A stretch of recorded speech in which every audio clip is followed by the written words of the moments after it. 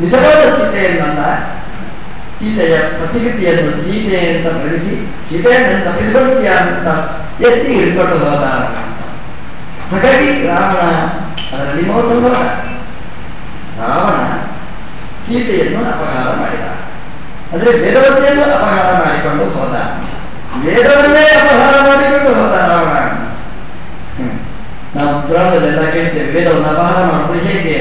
ಪುಸ್ತಕ ಅಪಹಾರ ಮಾಡೋದ, ಇನ್ನೊಂದು ಪುಸ್ತಕ ಇದೆ, ವೇದ ಓದಿದವರು ಅಪಹಾರ ಮಾಡೋದ, ಸಾವಿರ ಜನ ವೇದವನ್ನು ಓದಿದ್ದಾರೆ.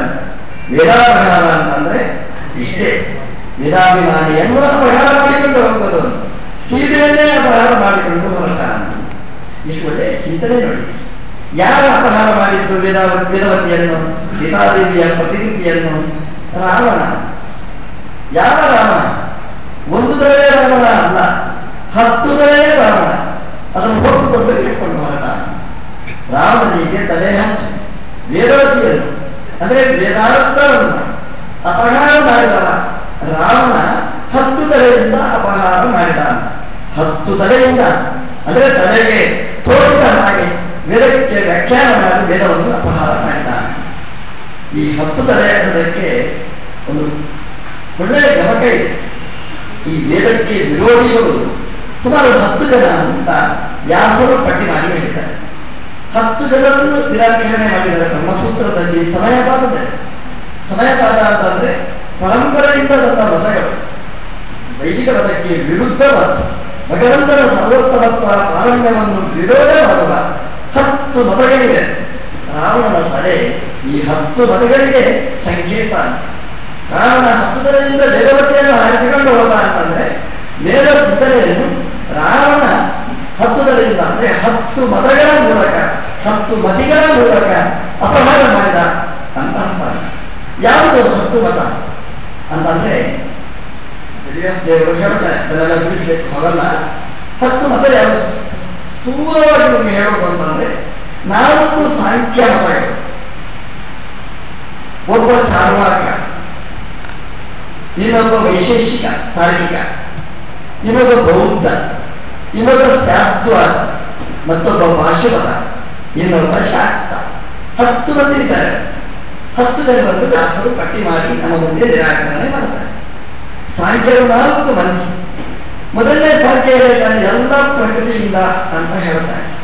ವೇದವಾದಕ್ಕೆ ಅತ್ಯಂತ ವಿರೋಧಿಯಾದ. ನಮಗೆ ಏನಾದರೂ ಅದಕ್ಕೆ ಕಾರಣ ಇರ್ತದೆ. ಇಲ್ಲ ಪ್ರಕೃತಿಯೆಲ್ಲ ಮಾಡಿತು ಅಂತಂದ್ರೆ ಮರ ಬಂತು, ಪ್ರಕೃತಿ ಅಂತ ಹೇಳಲಿಕ್ಕೆ ಆಗುವುದಿಲ್ಲ. ಅದರ ಹಿನ್ನೆಲೆಯಲ್ಲಿ ಏನೋ ಒಂದು ಇರ್ತದೆ ಅಂತ. ಹಾಗಾಗಿ ಪ್ರಕೃತಿ ತನ್ನಷ್ಟಕ್ಕೆ ಮಾಡ್ತದೆ ಅನ್ನೋದು ಸರಿಯಿಲ್ಲ. ಮರ ಬೆಳೆಯುವುದು ತನ್ನಷ್ಟಕ್ಕೆ ಅಂತ ಹೇಳುವಾಗ ಇಲ್ಲವೇ ಇಲ್ಲ. ಅದರ ಹಿನ್ನೆಲೆಯಲ್ಲಿ ಯಾವುದೋ ಒಂದು ದೈವದ ಚಿಂತನೆ ಇರ್ತದೆ. ಇದು ವೇದವಾದ. ನಗರತೆ ಪ್ರಕ್ರಿಯತೆ ಕಿಂಚನಾರೆ ಮಹಾವರ್ಕಂ ಮಗಳಂ ಚಿತ್ರವಚ್ಚ. ಏನಾಗಬೇಕಾದ್ರೂ ಅದರ ಹಿನ್ನೆಲೆಯಲ್ಲಿ ಸೂತ್ರಧಾರ ಭಗವಂತ ಇರ್ತಾನೆ. ಅದಕ್ಕೆ ವಿರೋಧಿಯಾದದ್ದು ಸಾಂಖ್ಯನ ಮತ. ಅಂದ್ರೆ ತನ್ನಷ್ಟಕ್ಕೆ ಸಹಜವಾಗಿ ನದಿ ಹರಿದು ಸಹಜವಾಗಿ ಹರಿತದೆ ಅಂತ ಹೇಳೋ. ಅದಕ್ಕೆ ಯಾರು ಬೇಡ, ನೀರು ಹರಿತದೆ ತನ್ನಷ್ಟಕ್ಕೆ ಅಂತ ಹೇಳೋ. ಗಾಳಿ ಬೀಳ್ತದೆ ತನ್ನಷ್ಟಕ್ಕೆ, ಪ್ರಕೃತಿ ನೇಚರ್ ಅಂತ ಹೇಳ್ತಾರೆ. ಅಂದ್ರೆ ಈ ತನ್ನಷ್ಟಕ್ಕೆ ಅಂತ ಪ್ರಕೃತಿವಾದ ಇದೆ, ಭೌತಿಕವಾದ. ಇದು ಹಳೆಯ ವಾದ, ನಮ್ದು ಅಂತ ಹೇಳಿಕೊಳ್ತಾರೆ. ಹಿಂದಿನಿಂದಲೂ ಇದೆ, ಹಿಂದಿನಿಂದಲೂ ಉತ್ತರ ಕೊಟ್ಟಿದ್ದಾರೆ. ಸಾಂಖ್ಯ ಎಲ್ಲ ಸಹಜ ನೇಚರ್ ಅಂತ ಏನ್ ಹೇಳ್ತಾನೆ, ಅದಕ್ಕೆ ವ್ಯಾಸರು ಉತ್ತರ ಕೊಟ್ಟಿದ್ದಾರೆ.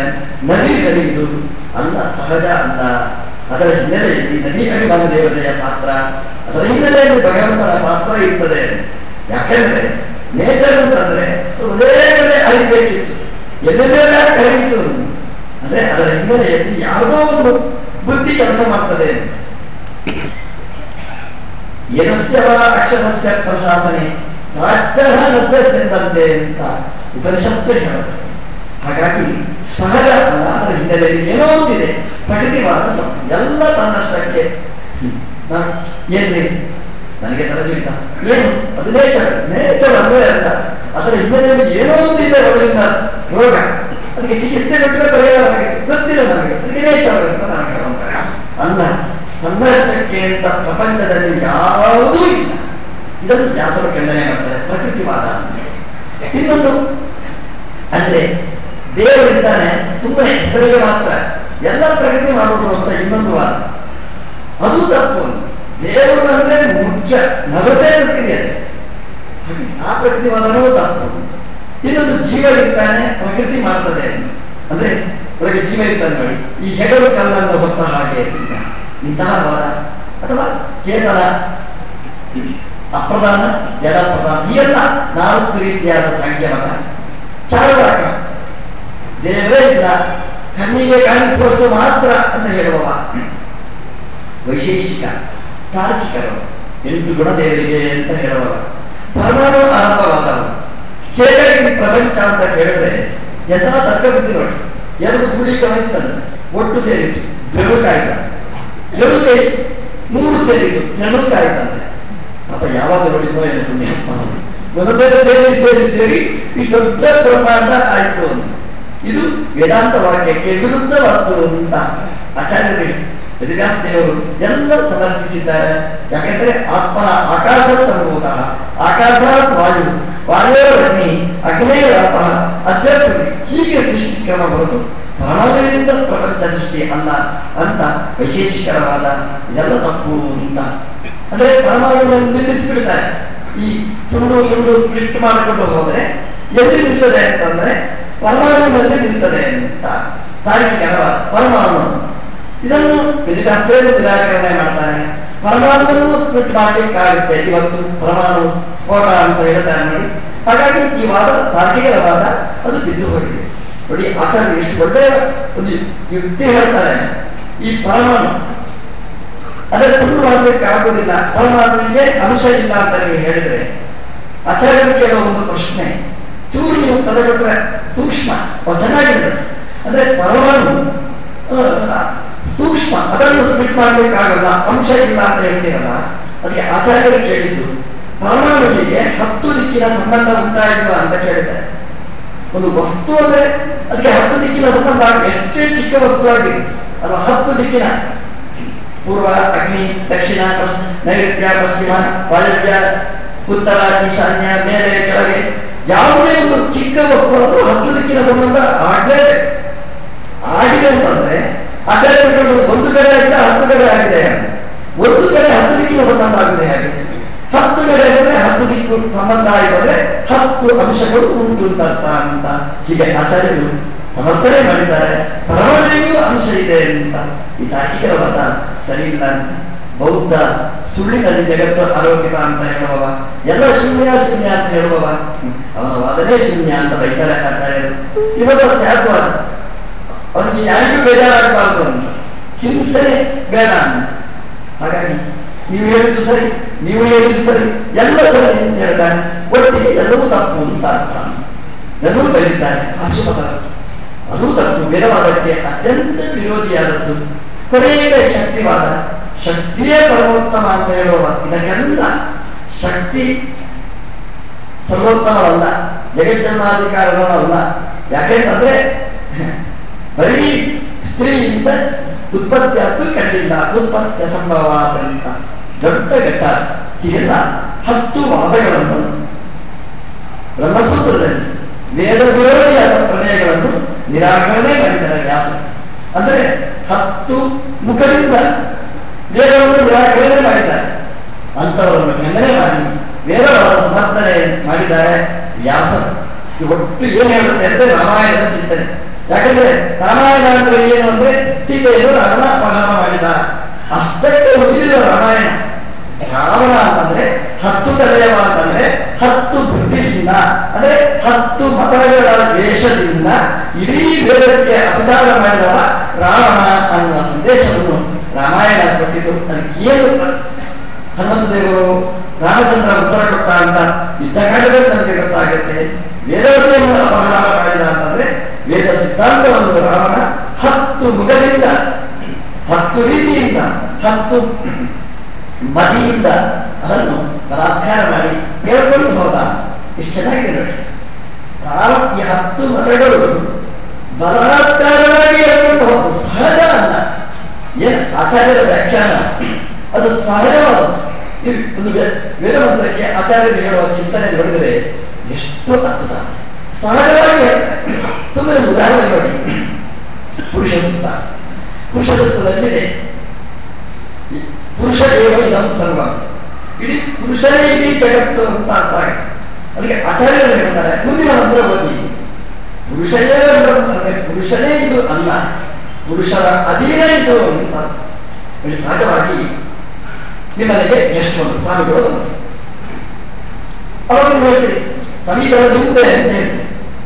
ಹೌದಾ? ಅಂದ್ರೆ ಬೇಕಾಗಿ ಹೋದ್ರೆ ನನಗೆ ಹೇಳಿಲ್ಲ ಅಷ್ಟೇ.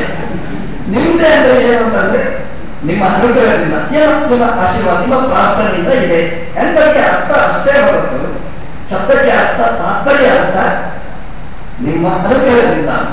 ಹಾಗೆ ಭಗವಂತನೇ ಈ ಜಗತ್ತು ಏನರ್ಥ? ಭಗವಂತನ ಸಾಮರ್ಥ್ಯದಿಂದ ಈ ಜಗತ್ತಿದೆ. ಜಗತ್ತು ಸೃಷ್ಟಿಯಾದ್ದು, ಜಗತ್ತು ಇರುವುದು ಎಲ್ಲ ಭಗವಂತನಿಂದ ಅಂತ ಆಚಾರ್ಯರು ಚೆನ್ನಾಗಿ ಸಮರ್ಥನೆ ಮಾಡ್ತಾರೆ. ಅಂತಂದ್ರೆ ಮುಂದಿನ ವಾಕ್ಯ ಬಂತು, ಯಥಾವಾನಸ್ಯ ಮಹಿಮಾ ಅಥವಾ ಜಾಯಾಂಶ ಪುರುಷ. ದೇವರೇ ಜಗತ್ತಾದರೆ ದೇವರ ಮಹಿಮೆ, ಯಥಾವಾನಸ್ಯ ಮಹಿಮಾ, ದೇವರ ಇಷ್ಟು ಮಹಿಮೆ ಇದೆ. ಆದ್ರಿಂದ ಭಗವಂತ ಜಾಯಾಂಶ ಪುರುಷ, ಭಗವಂತ ದೊಡ್ಡವ ಅಂತ ಹೇಳ್ತಾರೆ. ಈಗ ಜಗತ್ತು ಬ್ರಹ್ಮ ಒಂದು ಅಂತಾದ್ರೆ ಮುಂದಿನ ಮಂತ್ರ ಯಾಕೆ ಕೊಡಿಸ್ತೀರಿ? ಅದಕ್ಕೆ ಆಚಾರ್ಯ ಹೇಳುವ ವ್ಯಾಖ್ಯಾನ ಬಹಳ ಸುಂದರವಾದ ವ್ಯಾಖ್ಯಾನ. ಏದಾವಾನಸ್ಯ ಮಹಿಮಾ, ಭಗವಂತನ ಮಹಿಮೆ ಇಷ್ಟು ಮಹಿಮೆ ಏನು ಪ್ರಪಂಚದಲ್ಲಿ ಇದೆ ಅದೆಲ್ಲ ಭಗವಂತನ ಅಧೀನ. ನಮ್ಮ ಶರೀರವೇ ನಮ್ಮ ಅಧೀನ ಅಲ್ಲ, ಮನೆ ನಮ್ಮ ಅಧೀನ ಅಂತ ಹೇಳಲಿಕ್ಕಾಗತ್ತ, ಮಾತು ನನ್ನ ಅಧೀನ ಅಂತ ಹೇಳಲಿಕ್ಕಾಗತ್ತ, ನಡೆ ನನ್ನ ಅಧೀನ ಅಂತ ಹೇಳಲಿಕ್ಕಾಗತ್ತ. ಭಗವಂತ ಸ್ವಿಚ್ ಆಫ್ ಮಾಡಿದ್ರೆ ಮುಗಿದೋಯ್ತು, ಮಾತೇ ನಿಂತುವಾಗಿಬಿಡುತ್ತೆ. ಹಾಗಾಗಿ ಇಡೀ ಜಗತ್ತು ಭಗವಂತನ ಅಧೀನ, ಪುರುಷರೇ ಸರ್ವ, ಇದು ಭಗವಂತನ ಮಹಿಮೆ. ಏತಾವಾನ ಅಸ್ಯ ಮಹಿಮಾ ಅದು ಛಾಯಾಂಶ, ಆದ್ದರಿಂದ ಭಗವಂತ ದೊಡ್ಡವ. ನೋಡಿ, ಇದನ್ನು ಇನ್ನೂ ವಿಶ್ಲೇಷಣೆ ಮಾಡ್ತಾರೆ ಇನ್ನೊಂದು ರೀತಿ. ಏತಾವಾನಸ್ಯ ಮಹಿಮಾ ಅಲ್ಲ ಸ್ಟೇಟ್ಮೆಂಟ್, ಇದು ಕ್ವಶನ್ ಟ್ಯಾಗ್ ಹಾಕಿ. ಏತಾವಾನಸ್ಯ ಮಹಿಮಾ ಕ್ವಶನ್ ಟ್ಯಾಗ್ ಹಾಕಿ. ಎಷ್ಟು ಒಳ್ಳೆಯ ಚಿಂತನೆ ಇರ್ತಾರೆ. ಕೇಳುದು, ಭಗವಂತನಿಗೆ 1000 ಕೈ, 1000 ತಲೆ, 1000 ಮುಖಗಳು, ಭಗವಂತನ ಅಧೀನ ಜಗತ್ತು. ಹಾಗೆ ಕೇಳ್ತಾನೆ ವೇದಪುರುಷ, ಏತಾವಾನಸ್ಯ ಮಹಿಮಾ, ದೇವರ ಮಹಿಮೆ ಇಷ್ಟೇನಾ? ಅಲ್ಲ, ತದೋದಾಯಾಂಶ ಪುರುಷ, ಇದಕ್ಕಿಂತಲೂ ಜಾಸ್ತಿ ಇದೆ, ಹೇಳಲಿಕ್ಕಾಗಲಿದ್ದಷ್ಟು ಇದೆ. ಇದು ವೇದ ವ್ಯಾಖ್ಯಾನ ಮಾಡುವ ಅದ್ಭುತ ಕ್ರಮ, ಪೂರ್ವಾಪರ ಅವಿರುದ್ಧವಾಗಿ, ಅಂದ್ರೆ ವೇದಕ್ಕೆ ಸಹಜವಾದ ಅರ್ಥ, ನಮ್ಮ ಅನುಭವ, ನಮ್ಮ ಭಾಷೆ, ವ್ಯವಹಾರಕ್ಕೆ ಅನುಗುಣವಾಗಿ ಇಡೀ ವೇದಗಳಿಗೆ ವ್ಯಾಖ್ಯಾನ ಮಾಡಿದ ಮಹತ್ವ ಆಚಾರ್ಯರಿದ್ದು. ಅಂದ್ರೆ ಪ್ರತಿಯೊಂದು ಮಂತ್ರಗಳಿಗೂ ಕನಿಷ್ಠ ಪಕ್ಷ 3 ಅರ್ಥಗಳನ್ನು ಹೇಳಿ ವೇದಾಂತಗಳಿಗೆ ವ್ಯಾಖ್ಯಾನ ಮಾಡಿದ, ಸಮಗ್ರ ವ್ಯಾಖ್ಯಾನ ವೇದಗಳಿಗೆ ದಿಗ್ದರ್ಶನ ಮಾಡಿದ ಆಚಾರ್ಯರು ಒಬ್ಬರೇ. ನಮ್ಮ ಗುರುಗಳು, ಜಗದ್ಗುರುಗಳು ಮಧ್ವಾಚಾರ್ಯರು ಮಾತ್ರ. ಕುಟುಂಬ ವ್ಯಾಖ್ಯಾನ ಮಾಡಲಿಕ್ಕೆ ಹೊರಟರು ಬಲಾತ್ಕಾರವಾಗಿ, ರಾವಣ ಹೇಗೆ ಬಲಾತ್ಕಾರ ಮಾಡಲಿಲ್ಲ, ವೇದಕ್ಕೆ ವ್ಯಾಖ್ಯಾನ, ವೇದಕ್ಕೆ ಅವಮಾನ ಮಾಡಿದ, ಹಾಗೆ ವೇದಕ್ಕೆ ವ್ಯಾಖ್ಯಾನ ಮಾಡಲಿಕ್ಕೆ ಅಂತ ಹೊರಟು ವೇದಕ್ಕೆ ಅವಮಾನ ಮಾಡಿದವರೇ ಜಾಸ್ತಿ. 10 ತಲೆಯಿಂದ ವೇದಕ್ಕೆ ಅಪ್ರಾಮಾಣಿಕ ಸಾಧನೆ ಮಾಡಿದವರೇ ಜಾಸ್ತಿ, ವೇದವನ್ನು ಬಲಾತ್ಕರಿಸಿದವರೇ ಜಾಸ್ತಿ, ಸಹಜವಾಗಿ ವೇದವನ್ನು ತಂದು ಉಪಾಸನೆ ಮಾಡಿದವರು ಕಡಿಮೆ. ರಾವಣ ಬಲಾತ್ಕಾರವಾಗಿ ಜಗ್ಗಿ ಎನ್ನುವುದ ವೇದವತಿಯನ್ನು ಹಿಡ್ಕೊಂಡು ಹೊರಟ ರಾವಣ. ರಾಮಚಂದ್ರ ಕಣ್ಣೀರು ಹಾಕೊಂಡು ಹುಡ್ಕೊಂಡು ಬಂದ. ಎಂಥ ಸಂಬಂಧಗಳು! ದೇವರು ಯಾವುದಕ್ಕೂ ಅಳುವುದಿಲ್ಲ, ಒಂದಕ್ಕೆ ಮಾತ್ರ ಅಳುತ್ತಾನೆ. ಯಾವಾಗ ಅಳುತ್ತಾನೆ ಅಂತಂದ್ರೆ ವೇದಕ್ಕೂ ರಾಮನಿಗೂ ಸೀತೆಗೂ ಲಿಂಕ್ ತಪ್ಪಿಸಿದರೆ ದೇವರು ವ್ಯಥೆ ಮಾಡ್ತಾನೆ. ಅಂದ್ರೆ ಸೀತೆಯನ್ನು ರಾಮನ ಸಂಬಂಧ ತಪ್ಪಿಸಿದ್ದಕ್ಕಲ್ಲ, ವೇದಕ್ಕೂ ದೇವರಿಗೂ ಸಂಬಂಧ ಇಲ್ಲ ಅಂತ ಸಮರ್ಥನೆ ಮಾಡಿದ್ರೆ ಭಗವಂತನಿಗೆ ಅಳುವ. ಯಾಕಂದ್ರೆ ದೇವರು ವೇದವನ್ನು ಬಿಟ್ಟು ಎಂದೂ ಇರುವುದಿಲ್ಲ. ಆಚಾರ್ಯರು ಭಗವಂತನ ಅವಯವಗಳನ್ನು ಸ್ತೋತ್ರ ಮಾಡ್ತಾರೆ. ಪಾದದಿಂದ ಶಿಖೆಯವರೆಗೆ ಭಗವಂತನನ್ನು ದ್ವಾದಶ ಸ್ತೋತ್ರದಲ್ಲಿ ಚಿಂತಿಸ್ತಾರೆ. ಖಂಡವನ್ನು ಚಿಂತನೆ ಮಾಡ್ತಾರೆ. ಸಂತದ ಚಿಂತನೆಕಂಡ ವಾಸ್ವತ್ಕ ಉತ್ಸವ ವಾಸಗ ವೈಕುಂಠಸ್ಯ ಅಖಿಲಾಹ ವೇದಾಹ ಉದ್ದೀರ್ಯಂತೆ ಸಂಯತಃ. ಭಗವಂತನ ಕಂಠ ಅದು ಹೇಗಿದೆ ಅಂತಂದ್ರೆ ವೈಕುಂಠಸ್ಯ ಅಖಿಲಾಹ ವೇದಾಹ ಉದ್ದೀರ್ಯಂತೆ, ಎಲ್ಲ ವೇದಗಳನ್ನು ನಿರಂತರ ಹೇಳ್ತಾ ಇದ್ದಂತೆ ಭಗವಂತನ ಕಂಠ. ಶ್ರಮ ಆಗುವುದಿಲ್ಲ, ಒಂದು ತಾಸು ಹೇಳುವಾಗಲೇ ಸ್ವಸ್ತು ಅಂತ. ಹಾಗಾದ್ರೆ ನೋಡಿ, ವೈಕುಂಠ ಸ್ಯಾಮ ಇಡೀ ಪದಿಗಾದೆ. ಕುಂಠ ಅಂದ್ರೆ ಅಡೆತಡೆ ಇರುವವ, ವಿಕುಂಠ ವೈಕುಂಠ ಅಂದ್ರೆ ಅಡೆತಡೆ ಇಲ್ಲದಿದ್ದವ, ಅಂದ್ರೆ ಗಂಡಕ್ಕೆ ಯಾವುದೇ ರೀತಿಯಾದಂತಹ ತೊಂದರೆ ಇಲ್ಲದಿದ್ದವ. ಹಾಗಾಗಿ ನಿರಂತರ ವೇದವನ್ನು ಚಿಂತನೆ ಹೇಳ್ತಾ ಇರ್ತಾರೆ. ವೇದವನ್ನು ಬಿಟ್ಟು ಭಗವಂತನ ಕಂಠ ಇಲ್ಲ, ಕಂಠವನ್ನು ಬಿಟ್ಟು ವೇದವೇ ಇಲ್ಲ. ವೇದಗಳ ಸಂಬಂಧ ಅವಿಭಾಜ್ಯವಾದ ಇದು ಒಂದು. ಅಂದ್ರೆ ವೇದವನ್ನು ಹೇಳುವುದನ್ನಾಗಿ ವೇದಕ್ಕೂ ಭಗವಂತನಿಗೂ ಸಂಬಂಧ. ಇನ್ನೊಂದೇನು ಅಂತಂದ್ರೆ ವೇದ ಏನನ್ನು ಹೇಳುತ್ತೆ? ಭಗವಂತ ವೇದವನ್ನು ಹೇಳ್ತಾನೆ, ವೇದ ಏನನ್ನು ಹೇಳುತ್ತೆ? ಭಗವಂತನನ್ನು ಹೇಳ್ತದೆ. ಹಾಗಾಗಿ ವೇದವನ್ನು ಹೇಳುವ ಭಗವಂತ, ಭಗವಂತನನ್ನು ಹೇಳುವಂತಹದ್ದು ವೇದ. ವೇದಕ್ಕೂ ಭಗವಂತನಿಗೂ ಲಿಂಕ್ ತಪ್ಪಿಸಿದರೆ, ವೇದ ಭಗವಂತನನ್ನು ಪ್ರತಿಪಾದನೆ ಮಾಡುತ್ತದೆ ಅಂತ ಹೇಳದೆ ಹೋದರೆ ಭಗವಂತ ಅಣ್ಣಿಕೆ ಪ್ರಾರಂಭ ಮಾಡ್ತಾನೆ. ಅರುವುದು ಅಂತಂದ್ರೆ ಇದು ಅನ್ಯಾಯ ಅಂತ ಭಗವಂತ ಅದಕ್ಕೆ ಸರಿಯಾದ ಶಿಕ್ಷೆಯನ್ನು ಕೊಡ್ತಾನೆ. ಹಾಗಾಗಿ ದೇವರು ಏನು ಮಾಡಿದ? ವೇದದವನ್ನೇ ಹಿಂದೆ ಸೀತೆಯನ್ನು ಕುಡಿಕೊಂಡು ಹೊರಟ, ವೇದದವನ್ನೇ ಹಿಂದೆ ಹೊರಟ. ದೇವರು ವೇದದ ಹಿಂದೆ ಹಿಂದೆ ಹೋಗುವ ಭಗವಂತ. ಅಂದ್ರೆ ಮುಂದೆ ವೇದ ಹೋಗಬೇಕು, ಅದರ ಅರ್ಥವಾಗಿ ಭಗವಂತ ಬರಬೇಕು. ಹಾಗಾಗಿ ಇಡೀ ವೇದ ಭಗವಂತನ ಪ್ರತಿಪಾದಕ. ಇದನ್ನೇ ಕೃಷ್ಣ ಭಗವದ್ಗೀತೆಯಲ್ಲಿ ಹೇಳ್ತಾನೆ, ವೇದೈಶ್ಚ ಸರ್ವೈ ಅಹಮೇವ ವೇದ್ಯ, ವೇದೈಶ್ಚ ಸರ್ವೈ ಎಲ್ಲ ವೇದಗಳಿಂದ ನಾನು ಪ್ರತಿಪಾದ್ಯ, ಅಹಮೇವ ಪ್ರತಿಪಾದ್ಯ, ನಾನೇ ಪ್ರತಿಪಾದ್ಯ. ಎರಡು ಅಂಶ ಗೊತ್ತಿಕೊಡ್ತೇನೆ.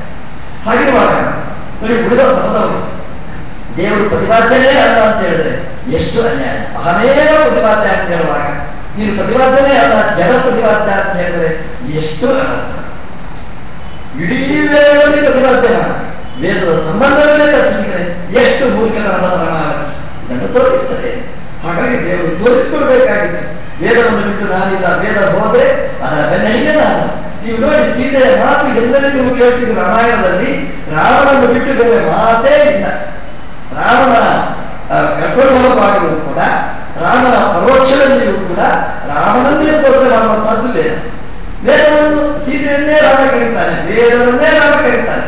ಹಾಗಾಗಿ ರಾಮ ಮತ್ತೆ ಸೀತೆಯ ಸಂಬಂಧ, ವೇದ ಮತ್ತೆ ಭಗವಂತನ ಸಂಬಂಧ ಇದ್ದ ಹಾಗೆ. ಭಗವಂತ ವೇದವನ್ನು ಬಿಟ್ಟು ಇದನ್ನು ಹೇಳೋದಿಲ್ಲ, ವೇದ ಭಗವಂತನನ್ನು ಬಿಟ್ಟು ಇನ್ನೊಬ್ಬರನ್ನು ಕರೆಯುವುದಿಲ್ಲ, ರಾಮ ಸೀತೆಯನ್ನು ಬಿಟ್ಟು ಇನ್ನೊಬ್ಬರನ್ನು ಕರೆಯುವುದಿಲ್ಲ, ಸೀತೆ ರಾಮನನ್ನು ಬಿಟ್ಟು ಇನ್ನೊಬ್ಬರನ್ನು ಕರೆಯುವುದಿಲ್ಲ. ರಾಮ ಸೀತೆಯರ ಅನ್ಯೋನ್ಯ ಅವಿಭಾಜ್ಯ ಸಂಬಂಧ. ಹಾಗಾಗಿ ರಾಮ ಸೀತೆಯನ್ನು ಹುಡ್ಕೊಂಡು ಬಂದ್ರೆ ದಾರಿಯಲ್ಲಿ ಗುರು ಶ್ರಮದೋ ವಿರುದ್ಧ ಜಟಾಯು ಸಿಕ್ಕಿದ. ಜಟಾಯು ರಾವಣ ಜೊತೆಗೆ ಯುದ್ಧ ಮಾಡಿದ, ರಾವಣನ ಸಿದ್ಧಾಂತದ ಜೊತೆಗೆ ಯುದ್ಧ ಮಾಡಿದ, ರಾವಣ ಮಾಡಿದ ಕೆಲಸದ ಜೊತೆಗೆ ವಿರೋಧವನ್ನು ಮಾಡಿದ. ವೇದಾಪಹಾರ ಮಾಡಿದ್ದು ತಪ್ಪು, ವೇದಾಂತಿಯ ಅಪಹಾರ ಮಾಡಿದ್ದು ತಪ್ಪು, ಸೀತೆಯನ್ನು ಕದ್ದು ತಂದದ್ದು ತಪ್ಪು. ಅದಕ್ಕೆ ಜಟಾಯು ಸೋತ. ಸಾಧ್ಯವಿದ್ದಷ್ಟು ಬೆಕ್ಕೆ ಬಡಿದು ರಾವಣನ ಜೊತೆಗೆ ಯುದ್ಧ ಮಾಡಿದ. ಜಟಾಯು ರೆಕ್ಕೆ ಬಡಿದು ಕೆಳಗೆ ನಿಂತ. ಆದರೆ ಸೀತೆಯ ಅನುಗ್ರಹ ಇತ್ತು. ಯಾಕಂದ್ರೆ ಸೀತೆಯ ಸೇವೆಗೆ, ವೇದದ ಸೇವೆಗೆ ಹೊರಟವ ಜಟಾಯು. ಅದಕ್ಕೆ ಸೀತಾದೇವಿಗೆ ಹೇಳಿದಂತೆ, ಜಟಾಯು ರಾಮ ಬರುವವರೆಗೆ ನಿಮಗೆ ಆಯುಷ್ಯ ಇದೆ, ಉಸಿರಿದೆ. ಅಂದ್ರೆ ಸಾಮಾನ್ಯವಾಗಿ ರಾವಣನ ದಶಮುಖದ ವಾದ ಯುಕ್ತಿಗಳಿಗೆ ಎಂಥವೂ ಸಾಧಬೇಕಿತ್ತು. ಆದರೆ ಸೀತೆಯ ಅನುಗ್ರಹ, ವೇದದ ಸ್ವಲ್ಪ ಅನುಗ್ರಹ ಇದ್ದದ್ದಕ್ಕೆ ಜಟಾಯು ಉಳಿದ. ಅಂದ್ರೆ ವೇದದ ಅನುಗ್ರಹ, ಸೀತೆಯ ಅನುಗ್ರಹ ಎಲ್ಲಿವರೆಗಿತ್ತು? ರಾಮ ಬರುವವರೆಗೆ. ಹಾಗಾಗಿ ವೇದವನ್ನು ನಾವು ಗಟ್ಟಿಯಾಗಿ ನಂಬಿದರೆ, ವೇದದ ಅರ್ಥವನ್ನು ಗಟ್ಟಿಯಾಗಿ ನಂಬಿದರೆ, ವೇದಕ್ಕೋಸ್ಕರ ಎಲ್ಲ ಗ್ರಹಗಳನ್ನು ನಾವು ಕಟ್ಟಿಕೊಂಡ್ರೆ ನಮ್ಗೆ ಎಲ್ಲಿವರೆಗೆ ಆಯುಷ್ಯ ಅಂತಂದ್ರೆ ರಾಮ ಬರುವವರೆಗೆ ಆಯುಷ್ಯ ಸಿಗುತ್ತೆ ಅಂತ ರಾಮಾಯಣ ಸಂದೇಶ. ಅವರಿಗೆ ಅಷ್ಟು ಆಯುಷ್ಯ ಸಿಕ್ಕಿದಂತೆ, ರಾಮ ಬರುವವರೆಗೆ ಆಯುಷ್ಯ ಸಿಕ್ಕಿದಂತೆ. ರಾಮನನ್ನು ಕಾಣ್ತಾನೆ, ರಾಮ ಹುಡುಕೊಂಡು ಬರ್ತಾನೆ, ಜಟಾಯುವಿನ ತನಕ ಬರ್ತಾನೆ. ಜಟಾಯು ಸುಸ್ತಾಗಿದ್ದ, ಆದರೂ ಮಾತಾಡ್ತಾನೆ. ಮಾತಾಡುವ ಶಕ್ತಿ ಕೊಟ್ಟಿದ್ದಾರೆ ವೇದ. ಅಭಿಮಾನಿ ವೇದವತಿಯಾದ ಸೀತಾದೇವಿ. ಜಟಾಯು ಮಾತಾಡ್ತಾನೆ ರಾಮನ ಹತ್ರ, ಲಕ್ಷ್ಮಣನ ಹತ್ರ. ನೀರು ಹಾಕ್ತಾರೆ, ಗಾಳಿ ಹಾಕ್ತಾರೆ, ಅವನಿಗೆ ಚೈತನ್ಯ ತುಂಬಿಸ್ತಾರೆ. ಲಕ್ಷ್ಮಣ ರಾಮ ಇಬ್ರು ಸೇರಿ ಆರಾಮ ಕೊಡ್ತಾರೆ. ಜಟಾಯು ಮಾತಾಡ್ತಾನೆ, ಎಲ್ಲ ಹೇಳ್ತಾನೆ. ಜಟಾಯು ಕ್ಷೀಣದಲ್ಲಿ ಮಾತಾಡ್ತಾನೆ. ಪ್ರಾಣ ಹೋಗುವ ಕಾಲದಲ್ಲಿಯೂ ಕೂಡ ಶಕ್ತಿ ಇತ್ತವನಿಗೆ, ಕ್ಷೀಣ ಶಕ್ತಿಯಲ್ಲಿ ರಾಮದೇವರ ಹತ್ರ ಹೇಳ್ತಾನೆ. ದೇವರಲ್ಲಿ ಮಾತಾಡುವಾಗ ಶಕ್ತಿ ಕ್ಷೀಣ, ದೇವರ ಜೋರಾಗಿ ಮಾತಾಡುವುದಲ್ಲ, ದೇವರಲ್ಲಿ ವಿನಯಗಳಿಂದ, ದೇವರ ಮುಖಾಂತರದಲ್ಲಿ ನಮ್ರತೆಯಲ್ಲಿ ವಿನಯದಲ್ಲಿ ನಾವು ಮಾತಾಡಬೇಕಂತೆ. ಜಟಾಯು ಮಾತಾಡಿದ ರಾಮನ ಮುಖಾಂತರದಲ್ಲಿ ಹೇಳ್ತಾನೆ, ಎಲ್ಲ ಕತೆ ಇಟ್ಕೊಂಡು ಅವರ ಕಥೆಯನ್ನೇ ಹೇಳ್ತಾನೆ. ಅದರೊಟ್ಟಿಗೆ ಹೇಳುವ ಮಾತು ಬಹಳ ರೋಚಕವಾದ ಮಾತು. ಜಟಾಯು ಹೇಳ್ತಾನೆ, ರಾಮಚಂದ್ರ, ರಾವಣ ಅಪಹಾರ ಮಾಡಿಬಹುದು ಸೀತೆ, ಸಿಗ್ತಾಳೆ ನಿಮಗೆ ಅಂತ ಹೇಳ. ಇದು ಕುತೂಹಲ. ಸಿಗ್ತಾಳೆ ಅಂತ ಹೇಳಿ ಸಾಮಾನ್ಯವಾಗಿ ರಾವಣ ಹಿಡ್ಕೊಂಡ್ರೆ ಸಿಗಲಿಕ್ಕೆ ಸಾಧ್ಯ. ರಾವಣ ಹೇಳ್ತಾನೆ, ಸಮುದ್ರದ ಆಚೆ ಕೊಂಡೊಯ್ತೇನೆ, ಅದಕ್ಕೂ ಪ್ರಾಕಾರ ರೂಪವಾಗಿ ಒಂದು ಬೆಟ್ಟವೇ ಕಂಪೌಂಡ್ ಇದೆ, ಅದರೊಳಗೆ ಕಾವಲುಗಾರರು ಇರ್ತಾರೆ, ಅದರ ಒಳಗೆ ಇನ್ನಷ್ಟು ಜನ ರಕ್ಷಕರಿರ್ತಾರೆ, ಎಲ್ಲ ಮಿಲಿಟರಿ ಫೋರ್ಸ್ ಇದೆ. ಮಧ್ಯದಲ್ಲಿ ಯಾವುದೋ ಒಂದು ತೋಟ ಅಜ್ಞಾತ ಜಾಗದಲ್ಲಿ ಸೀತೆಯನ್ನು ಕೊಂಡೋಗಿ ಬಿಟ್ಟರೆ ಒಂದೋ ಸೀತೆ ಸಾಯ್ಬೇಕು, ಒಂದು ನಮಗೆ ಬರಲಿಕ್ಕೆ ಸಾಧ್ಯವೇ ಇಲ್ಲ, ಸಿಗಲಿಕ್ಕೆ ಸಾಧ್ಯ ಇಲ್ಲ. ಆದ್ರೆ ಜಟಾಯು ಒಂದು ಭವಿಷ್ಯ ಹೇಳ್ತಾನೆ, ಎಷ್ಟು ಚೆನ್ನಾಗಿ ಭವಿಷ್ಯ ಹೇಳ್ತಾನೆ. ರಾಮ ಸೀತೆ ನಿಮಗೆ ಅಚಿರಾದೇವ ಲಭ್ಯತೆ, ತಕ್ಷಣದಲ್ಲಿ ನಿಮಗೆ ಸಿಗ್ತಾಳೆ. ರಾಮನಿಗೆ ಹೇಗೆ ರಾವಣ ಹಿಡ್ಕೊಂಡು ಹೋದ, ಹೇಗೆ ಸಿಗ್ತಾಳೆ ಅಂತ ಕುತೂಹಲ ತುಂಬಿತ್ತು ಸಹಜ. ಹಾಗಾಗಿ ರಾಮ ಹೇಳಿದಾಗ ಜಟಾಯು ಹೇಳ್ತಾನೆ, ಬಿಂದೋ ರಾಮ ಮುಹೂರ್ತೋಯಂ ರಾವಣ ಯಸ್ಮಿನ್ ಅಪಹಾರದ. ಈ ರಾವಣ ಸೀತೆಯನ್ನು ಅಪಹಾರ ಮಾಡಿದ ಟೈಮ್ ಅದನ್ನು ಕ್ಯಾಲ್ಕುಲೇಷನ್ ಮಾಡಿದರೆ ನಿಮಗೆ ಸೀತೆ ಸಿಗಬೇಕು ಎಲ್ಲ ಜ್ಯೋತಿಷ್ಯ ನೋಡಿ. ಜ್ಯೋತಿಷೋದ್ರೆ ಜ್ಞಾನ, ಎಂಥ ಜ್ಞಾನ, ಜಗತ್ತಿನ ಜ್ಞಾನ ಅಂತಂದ್ರೆ ಈ ಮುಹೂರ್ತದಲ್ಲಿ ಕಳ್ಳತನ ಆದರೆ ಆ ವಸ್ತು ಸಿಗಲೇಬೇಕು. ಪಾಪ ಬರುತ್ತೆ ನಿಮಗೆ, ಚೂರು ಡ್ಯಾಮೇಜ್ ಆಗದೆ ಅಷ್ಟು ವಸ್ತು ಸಿಗುತ್ತೆ. ಅಂದ್ರೆ ಕೈ ಹೋಗುದು, ಕಾಲು ಹೋಗುದು, ತಲೆ ಹೋಗುದು, ಡೆಡ್ ಬಾಡಿ ಹೋಗುದು ಅಲ್ಲವೇ ಅಲ್ಲ, ಪೂರ್ಣವಾಗಿ ಹೇಗೆ ಕಳ್ಕೊಂಡಿದ್ದಿ ಹಾಗೆ ಸಿಗ್ತಾಳೆ. ಅಚಿರಾದೇವರ ಸೇವೆ ಅಂತ ಹೇಳ್ತಾರೆ. ಯಾಕೆಂದ್ರೆ ಆ ಮುಹೂರ್ತ ಏನ್ ಹೆಸರು ಆ ಮುಹೂರ್ತಕ್ಕೆ? ಬಿಂದೋ ರಾಮ ಮುಹೂರ್ತೋಯಂ, ಬಿಂದ ಅಂತ ಒಂದು ಮುಹೂರ್ತ. ಈ ಮುಹೂರ್ತದಲ್ಲಿ ಹಿಡ್ಕೊಂಡು ಹೋದ್ರೆ ನಿನಗೆ ಸಿಗಲೇಬೇಕು. ಅಲ್ಲ ರಾಮ ಪಂಚಾಂಗ ನೋಡ್ಲಿಲ್ವಾ? ಜಟಾಯು ಹೇಳ್ತಾನೆ, ಅವಿವೇಕ ನಜಾನಿದೆ. ಅವರಿಗೆ ಅವಿವೇಕ ಅಂದ್ರೆ ಅವಿವೇಕಕ್ಕಿಂತ ಆಗುವ ಶೇಖರ ಮಾಡಿ ಸೀತೆಯನ್ನು ಬಲಾತ್ಕಾರ ಮಾಡಬೇಕು. ಅಂದ್ರೆ ಕಾಲುಕಲ್ಲಿ ಮೂರ್ತ ನೋಡಿ ಏರಿ ಕೂರಿಸೋದು, ಕಣ್ಣ ಮೂರ್ತ ನೋಡಿಕೊಂಡು ಕೂತರೆ ಬರುವುದು ಯಾವಾಗ ಗೊತ್ತಾಗುತ್ತೆ. ಅಂದ್ರೆ ಮಲಗಿದ ಸಮಯದಲ್ಲಿ ಅದೇ ಒಳಗಿನ ಅವನಿಗೆ ಇನ್ನೊಂದು ಟೈಮ್ ಹುಡುಕ್ಲಿಕ್ಕೆ ಆಗೋದಿಲ್ಲ. ಹಾಗಾಗಿ ಕನ್ನಡರು ಕಾಮುಕ ಈ ರಾಮನ ಮುಹೂರ್ತ ನೋಡಿದ, ಯಾವಾಗಲೂ ಮುಹೂರ್ತ ಹುಡುಕುವ ಈ ರಾವಣ ಮುಹೂರ್ತ ನೋಡಿದ. ಜಟಾಯಿನ ಚಿಂತನೆ ಎಷ್ಟು ಚೆನ್ನಾಗಿರೋದು. ಹಾಗಾಗಿ ರಾವಣನಿಗೆ ಗೊತ್ತಿದ್ರೆ ಸರಿಯಾದ ಮುಹೂರ್ತ ಹಿಡ್ಕೊಂಡು ಹೋಗ್ತಿದ್ದ, ಗೊತ್ತಿಲ್ಲ ಅವನಿಗೆ. ಜಟಾಯು ಹೇಳಿದ, ನಾನು ನೋಡಿದೆ ಆ ಮುಹೂರ್ತದಲ್ಲಿ, ಇಂದ ಅನ್ನುವ ಮುಹೂರ್ತದಲ್ಲಿ ರಾವಣ ಹಿಡ್ಕೊಂಡು ಹೋಗಿದ್ದಾನೆ. ಆದ್ರಿಂದ ಕಳ್ಳ ಮಾವನಿಗೆ ಇದ್ದಕ್ಕಿದ್ದಾಗ 100% ಸಿಗುತ್ತೆ ಗ್ಯಾರಂಟಿ ಅಂತ. ಎಂತಹ ಜ್ಯೋತಿಷ್ಯ, ಎಂತಹ ವಿದ್ಯೆ, ಎಂತಹ ಜ್ಞಾನ, ಇದು ಜ್ಞಾನ ಅಂದರೆ ಹೀಗೆ ಧಾರವಾಕಾಗಿ ಜಟಾಯು ಹೇಳಿ, ನೋಡು ನೀನು ಇದೇ ದಾರಿಯಲ್ಲಿ ಹೋಗು, ನಿನಗೆ ಒಬ್ಬ ಒಳ್ಳೆಯ ಸಿಗ್ತಾನೆ. ಯಾರು ನಿನಗೆ ಸರಿಯಾದ ಬೆಳಕು ತೋರಿಸುವವರು ಸಿಗ್ತಾನೆ. ಯಾರು ಬೆಳಕು ತೋರಿಸುವವ? ಸುಗ್ರೀವ ಅಂದ್ರೆ ಸೂರ್ಯ ಸಿಗ್ತಾನೆ. ಅಂದ್ರೆ ಸೂರ್ಯ ಸಿಕ್ಕಿದ ಅಂತಂದ್ರೆ ಬೆಳಕು ಅಲ್ವಾ? ಕಳೆದನಾಗುವುದು ರಾತ್ರಿಯಲ್ಲಿ, ಹಗರಾಯಿತು ಅಂತಂದ್ರೆ ಬೆಳಕಿದೆ ಅಂತಂದ್ರೆ ಕಳೆದ ಹೋದ ಎಲ್ಲ ಸಿಗ್ತದೆ. ರಾತ್ರಿಯಲ್ಲಿ ಸಾಸಿವೆ ಬಿದ್ದರೆ ಹುಡುಕಿದ್ರೆ ಸಿಗ್ತದ, ಬೆಳಗಾದ್ರೆ ಹುಡುಕ್ಬೇಕಷ್ಟೇ. ಹಾಗಾಗಿ ನೀನು ಚಿಂತೆ ಮಾಡಬೇಡ ಅಂತ ಸುಗ್ರೀವ ಸಿಗ್ತಾನೆ, ಸೂರ್ಯ ಸಿಗ್ತಾನೆ. ನನಗೆ ಸೂರ್ಯನ ಬೆಳಕಲ್ಲಿ ನಿನಗೆಲ್ಲ ಕಾಣಿಸ್ತದೆ ಅಂತ ಜಟಾಯು ರಾಮನಿಗೆ ದಿಕ್ ಸೂಚನೆ ಮಾಡ್ತಾನೆ. ಹೀಗೆ ರಾಮ ಅಲ್ಲಿಂದ ಇಲ್ಲಿವರೆಗೆ ಹೀಗೆ ದುಸ್ಥಿತಿಯಲ್ಲೇ ಬಂದ ದೇವರು. ಜಟಾಯುವನ್ನು ನೋಡ್ತಾರೆ. ಜಟಾಯು ರಾಮನಿಗೆ ಇಷ್ಟು ಹೇಳಿ ಜೀವ ಬಿಟ್ಟಾರ. ನೋಡಿ, ಮಾರೀಚನೂ ಸತ್ತ, ಜಿಂಕೆಯು ಸತ್ತಿತು, ಜಟಾಯು ಸತ್ತ. ಎರಡು, ಒಂದು ಪಕ್ಷಿ ಒಂದು ಪ್ರಾಣಿ, ಎರಡೂ ಒಂದೇ. ಆದ್ರೆ ವ್ಯತ್ಯಾಸ ನೋಡಿ. ಮಾರೀಚ ಜಿಂಕೆಯ ರೂಪದ, ನಿಜವಾಗಿ ಜಿಂಕೆ ಅಂತಂದ್ರೆ ಸಾತ್ವಿಕ ಪ್ರಾಣಿ. ಎಷ್ಟು ಸಾತ್ವಿಕ ಪ್ರಾಣಿ ಅಂತಂದ್ರೆ ಜಿಂಕೆಯ ಚರ್ಮದಲ್ಲಿ ಕೂದ್ರೆ ಒಳ್ಳೆಯ ಧ್ಯಾನ. ಚೇಲಾದಿನ ಕುಶೋತ್ತರಂ ಅಂತ ಕೃಷ್ಣ ಹೇಳ್ತಾನೆ. ಧ್ಯಾನಕ್ಕೆ ಯೋಗ್ಯವಾದ ಆಧಾರ ಅದರದ್ದು. ಚೇಲ, ಅಜಿನ, ಕುಶ ಅಂತ. ಅದಿನ ಅಂದ್ರೆ ಕೃಷ್ಣ ಮೃಗದ ಚರ್ಮ. ಅಂದ್ರೆ ಅದರ ಧ್ಯಾನಕ್ಕೆ ಯೋಗ್ಯವಾದ ನೈಚರ್ಯವನ್ನು ಪಡೆದಿರ್ತಕ್ಕಂಥದ್ದು ಅಷ್ಟು ಶ್ರೇಷ್ಠವಾದ ಪ್ರಾಣಿ. ಒಂದು ಕರ್ಮಭೂಮಿಯಿಂದ ತೀರ್ಮಾನ ಮಾಡೋದಕ್ಕೆ ಮಾಧ್ಯಮ ಈ ಜಿಂಕೆಗಳು, ಕೃಷ್ಣಮೃಗಗಳು. ಎಲ್ಲಿ ಕೃಷ್ಣಮೃಗ ತಿಂತದೆ ಅದು ಕರ್ಮಭೂಮಿ, ಅಲ್ಲಿ ಕರ್ಮಾನುಷ್ಠಾನ ಮಾಡಿದರೆ ಪೂರ್ಣಫಲ ಅಂತ ಧರ್ಮಶಾಸ್ತ್ರ ಇದೆ. ಅಂತಹ ಧರ್ಮಕ್ಕೆ ಮಾನದಂಡವಾದ ಜಿಂಕೆಯ ವೇಷ ಹಾಕೊಂಡಿದ್ದಾನೆ, ಪವಿತ್ರವಾದ ಜಿಂಕೆಯ ವೇಷವನ್ನು ಹಾಕೊಂಡಿದ್ದಾನೆ. ಮೃದು ಪ್ರಾಣಿ, ಅದಕ್ಕೆ ಮೋಸ ಮಾಡಿ ಅಭ್ಯಾಸನೇ ಇಲ್ಲ. ಜಿಂಕೆಗೆ ನರಿಯ ಬುದ್ಧಿ ಅಲ್ಲ ಅದು. ಜಿಂಕೆ ಅಂದ್ರೆ ಸಹಜವಾದ ಪ್ರವೃತ್ತಿ, ಹಾಗಾಗಿ ಚರ್ಮದಲ್ಲಿ ಕೂತವರಿಗೆ ಒಳ್ಳೆ ಬುದ್ಧಿ ಬರುತ್ತೆ. ಸನ್ಯಾಸಿಗಳಿಗೆ ಏಕೆ ಬೇಕಾಗಿರ್ಬೇಕಂತಹ ಚರ್ಮ. ಆದರೆ ಆ ಜಿಂಕೆಯ ವೇಷ ಹಾಕೊಂಡು ದುರ್ಬುದ್ಧಿ ನೋಡಿ. ಸಾಯುವ ಕಾಲಕ್ಕೆ ಎಲ್ಲ ದುರ್ಬುದ್ಧಿನ. ಸಾಯುವ ಕಾಲಕ್ಕೆ ರಾಮ ಎದುರಿದ್ರೂ ಕೂಡ ರಾಮನನ್ನು ಕರೀಲಿಲ್ಲ. ಕರಿಬೋದಿತ್ತು, ಏನು ಗಟ್ಟ ಹೋಗ್ತಿತ್ತು. ಇಷ್ಟು ರಾಮ ಬರ್ತಾನೆ, ರಾಮನಿಗೆ ಗೊತ್ತಾಗತ್ತಾ? ಬಂದ್ರೆ ಏನ್ ಮಾಡ್ತಾನೆ? ಸಾಯುವುದು ನಿಶ್ಚಿತ. ಹಾಗಾಗಿ ರಾಮನನ್ನು ನೋಡಿ ರಾಮ ಅಂತ ಹೇಳಿದ್ರೆ ಎಷ್ಟು ಪುಣ್ಯ ಬರ್ತಿತ್ತು. ನೇರ ವೈಕುಂಠ ಸಿಗ್ತಿತ್ತು ನೋಡಿ. ಕರೀಲಿಲ್ಲ ನೋಡಿ.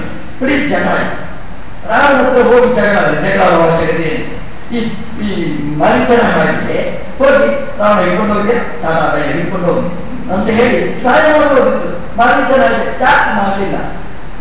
ಮಾರೀಚ ನೋಡಿ, ಜಟಾಯು ನೋಡಿ. ನೀವು ನೋಡಿದ್ರೆ ಏನಾಗುತ್ತೆ ಅಂದ್ರೆ ಮಾರೀಚ ಅಂದ್ರೆ ಒಳ್ಳೆಯ ಶರೀರ ಸಿಕ್ಕಿದ್ರು, ಸಾಧನಾನುಷ್ಠಾನಕ್ಕೆ ಬೇಕಾದ ಅವಕಾಶ ಸಿಕ್ಕಿದ್ರು ಕೂಡ ದೇವಸ್ಥಾನ ದೇವರ ಎದುರಿದ್ದಾರೆ. ಇಷ್ಟಿದ್ರು ಕೊನೆಯ ಕಾಲದಲ್ಲಿ ದೇವರು ಸ್ಮರಣೆ ಮಾಡಲಿಲ್ಲ ಅಂದ್ರೆ ಏನು ಹೇಳಿ? ಜಟಾಯು ಅವ್ರಿಗೇನು ಅವಶ್ಯಕತೆ ಇಲ್ಲ, ಅದಕ್ಕೆ ಪ್ರಸಂಗ ಮಾಡಬೇಕಾಗಿರ್ಲಿಲ್ಲ. ರಾಮನತ್ರ ಹೋಗಿ ಜಗಳಾಡಿ ರಾಮನ ಬದುಕಿ ರಾಮನನ್ನು ನೋಡಿ ರಾಮ ಅಂತ ಹೇಳಿ ಇಡೀ ರಾಮನ ಕಥೆಯನ್ನು ಹೇಳಿ ಸಾಯಬೇಕು ಅಂತಂದ್ರೆ ಜಟಾಯುವಿನ ಸ್ಥಿತಿ ಏನು ಹೇಳಿ? ಏನು ಹೇಳುತ್ತೆ ಅಂತಂದ್ರೆ ಮಾರೀಚ ಒಳ್ಳೆಯ ಶರೀರ ಬಂದರೂ ಜೀವ ಕೆಟ್ಟವ, ಜೀವ ಅಯೋಗ್ಯ ಅಂತ ಹೇಳುವ ಬೇರೆ ಮಾರ್ಗನೇ ಇಲ್ಲ. ಉತ್ತರ ಇದ್ರೆ ಹೇಳಿ. ಇವತ್ತಲ್ಲ, ವರ್ಷಾಚಾರದಲ್ಲಿ ಮಾಡಿ ಹೇಳಿ. ಮಾರೀಚ ಯಾಕೆ ಹೀಗೆ ಮಾಡಿಲ್ಲ? ಅವರಿಗೆ ಪರಿಸರ ಇರಲಿಲ್ವಾ? ಅವರಿಗೆ ದೇಹಗಳೇ ಇರಲಿಲ್ವಾ? ಯಾರ ಭಯ ಇತ್ತು? ಏನು ಭಯ ಇರಲಿಲ್ಲ. ಆದರೂ ಮಾರೀಚ ಕೊಲೆಗಾರಕ್ಕೆ ದೇವರ ಸ್ಮರಣೆ ಮಾಡದೆ ರಾವಣ ಪ್ರೇರಣೆಯ ಸತ್ತ ಯಾಕೆ ಅಂತ ಕಾರಣ ಇದೆ. ಜಟಾಯು ಯಾವ ಸಂದರ್ಭದಲ್ಲಿದ್ದು ರಾವಣನ ಪರಿಸರ ಇದ್ದು ರಾವಣನಿಗೆ ಅನುಕೂಲ ಮಾಡಲಿಕ್ಕೆ ಆದರೂ ಮಾಡದೆ ರಾವಣ ಕಥೆ ಕೇಳಿ ಸತ್ತ ಅಂತಂದ್ರೆ ಅದೇನು ಅಂತ ಹೇಳಿ ಇದಕ್ಕೆ ಯಾವ ಬಗೆಯೂ ಉತ್ತರ ಕೊಡಲಿಲ್ಲ. ಆಚಾರ್ಯರು ಹೇಳ್ತಾರೆ ಅದು ಏನು ಜೀವ ಯೋಗ್ಯತೆ ಅಂದ್ರೆ ಮಾರೀಚನ ಜೀವ ಯೋಗ್ಯತೆ ಅಸುರ, ಅವನ ಅಯೋಗ್ಯನಾದ ಸಮಯೋಗ್ಯನಾದ. ಆದ್ರಿಂದ ಸಾಯುವ ಕಾಲಕ್ಕೆ ದೇವರು ಇದ್ರೂ ಕೂಡ ದೇವರ ಸ್ಮರಣೆ ಮಾಡದೆ ರಾವಣನ ಸ್ಮರಣೆ ಮಾಡಿ ಸತ್ತ. ಜಟಾಯುವಿನ ಜೀವ ಯೋಗ್ಯತೆ ದೊಡ್ಡ ಚೇತನ, ಮೋಕ್ಷವೇ ಜೀವರಾಶಿ. ಹಾಗಾಗಿ ರಾಮನನ್ನು ಸ್ಮರಣೆ ಮಾಡಿ ರಾಮನನ್ನು ನೋಡಿ ಜೀವ ಬಿಟ್ಟ ಅಂತ ಜೀವಯೋಗ್ಯತೆ ಅಂತ ಹೇಳಬೇಕು. ಹೀಗೆ ಜೀವಯೋಗ್ಯತೆಯನ್ನು ಹೇಳಿದ ಆಚಾರ್ಯರು ಒಬ್ಬರೇ, ಶ್ರೀ ಮಧ್ವಾಚಾರ್ಯರು ಮಾತ್ರ. ಹಾಗಾಗಿ ಅವರು ಮಾತ್ರ ಹೇಳಬಹುದಾದ ಉತ್ತರ ಹೊರತು ಉಳಿದವರಿಗೆ ರಾಮಾಯಣ ಅರ್ಥ ಆಗಲಿಕ್ಕೇನೆ ಸಾಧ್ಯ ಇಲ್ಲ. ಅಂದ್ರೆ ಜೀವ ಸ್ವರೂಪ ಯಾಗಿದೆ ಇದು ಆಚಾರ್ಯರ ಸಿದ್ಧಾಂತದಲ್ಲಿ ಇದು ಪರಮ ರಹಸ್ಯವಾದ ಸಿದ್ಧಾಂತ. ಅಂದ್ರೆ ಒಬ್ಬೊಬ್ಬ ಯೋಗ್ಯತೆ ಜೀವ ಬೇರೆ ಬೇರೆ, ಅವನ ಸಾಧನೆ ಬೇರೆ, ಕೆಲವು ಸಂದರ್ಭಗಳಿಲ್ಲ, ಪರಿಸರ ಇಲ್ಲ ಅಂತ ಹೇಳೋದು. ಮಾರೀಚನ ಏನು ಕಡಿಮೆ ಆಗಿತ್ತು ನೋಡಿ, ದೇವರು ಜಪ ಮಾಡಲಿಕ್ಕೆ, ಪೂಜೆ ಮಾಡಲಿಕ್ಕೆ, ದರ್ಶನ ಮಾಡಲಿಕ್ಕೆ ಯೋಗ್ಯತೆ ಸರಿ ಇಲ್ಲ ಅಂತ ಹೇಳಿದ್ರೆ ಬೇರೆ ಮಾರ್ಗವೇ ಇಲ್ಲ. ಜಟಾಯು ರಾಮನನ್ನು ನೋಡ್ತಾ, ರಾಮನನ್ನು ಚಿಂತನೆ ಮಾಡ್ತಾ, ರಾಮನಿಗೋಸ್ಕರ ಆತ್ಮಾರ್ಪಣೆ ಮಾಡ್ತಾ ದೇಹವನ್ನು ತ್ಯಾಗ ಮಾಡಿದ. ನೋಡಿ ಇಷ್ಟು ಆಶ್ಚರ್ಯಗಳು. ತಮ್ಮ ಯಥಾಯಥ ಪ್ರಬದ್ಧತೆ ಅಲ್ಲ, ಭಗವಂತ ಹಾಗೆ ಪ್ರಬದ್ಧೆ ಅಂತ ಹೇಳ್ತಾರೆ. ನೋಡಿ ಜಟಾಯು ಸತ್ತ ಏನ್ ಮಾಡಬೇಕಂತ ಲಕ್ಷ್ಮಣ ಹತ್ರ ಹೇಳ್ತಾರೆ. ಜಟಾಯು ಕಾಷ್ಟಾನಿ ಆಗ ಕಟ್ಟಿಗೆಯನ್ನು ಸೇರಿಸು, 2 ಕಟ್ಟಿಗೆಯನ್ನು ತಿಕ್ಕು, ಬೆಂಕಿ ಬಂತು, ಬೆಂಕಿ ಹಚ್ಚು, ಚಿತೆ ಮಾಡು, ಅದರಲ್ಲಿ ಅಗ್ನಿಯನ್ನು ಅವಾಗನೆ ಮಾಡು, ಇಡು. ಜಟಾಯುವಿನ ಮೃತ ಶರೀರ ಅಂತ ಹೇಳಿ ಕಾಣಲು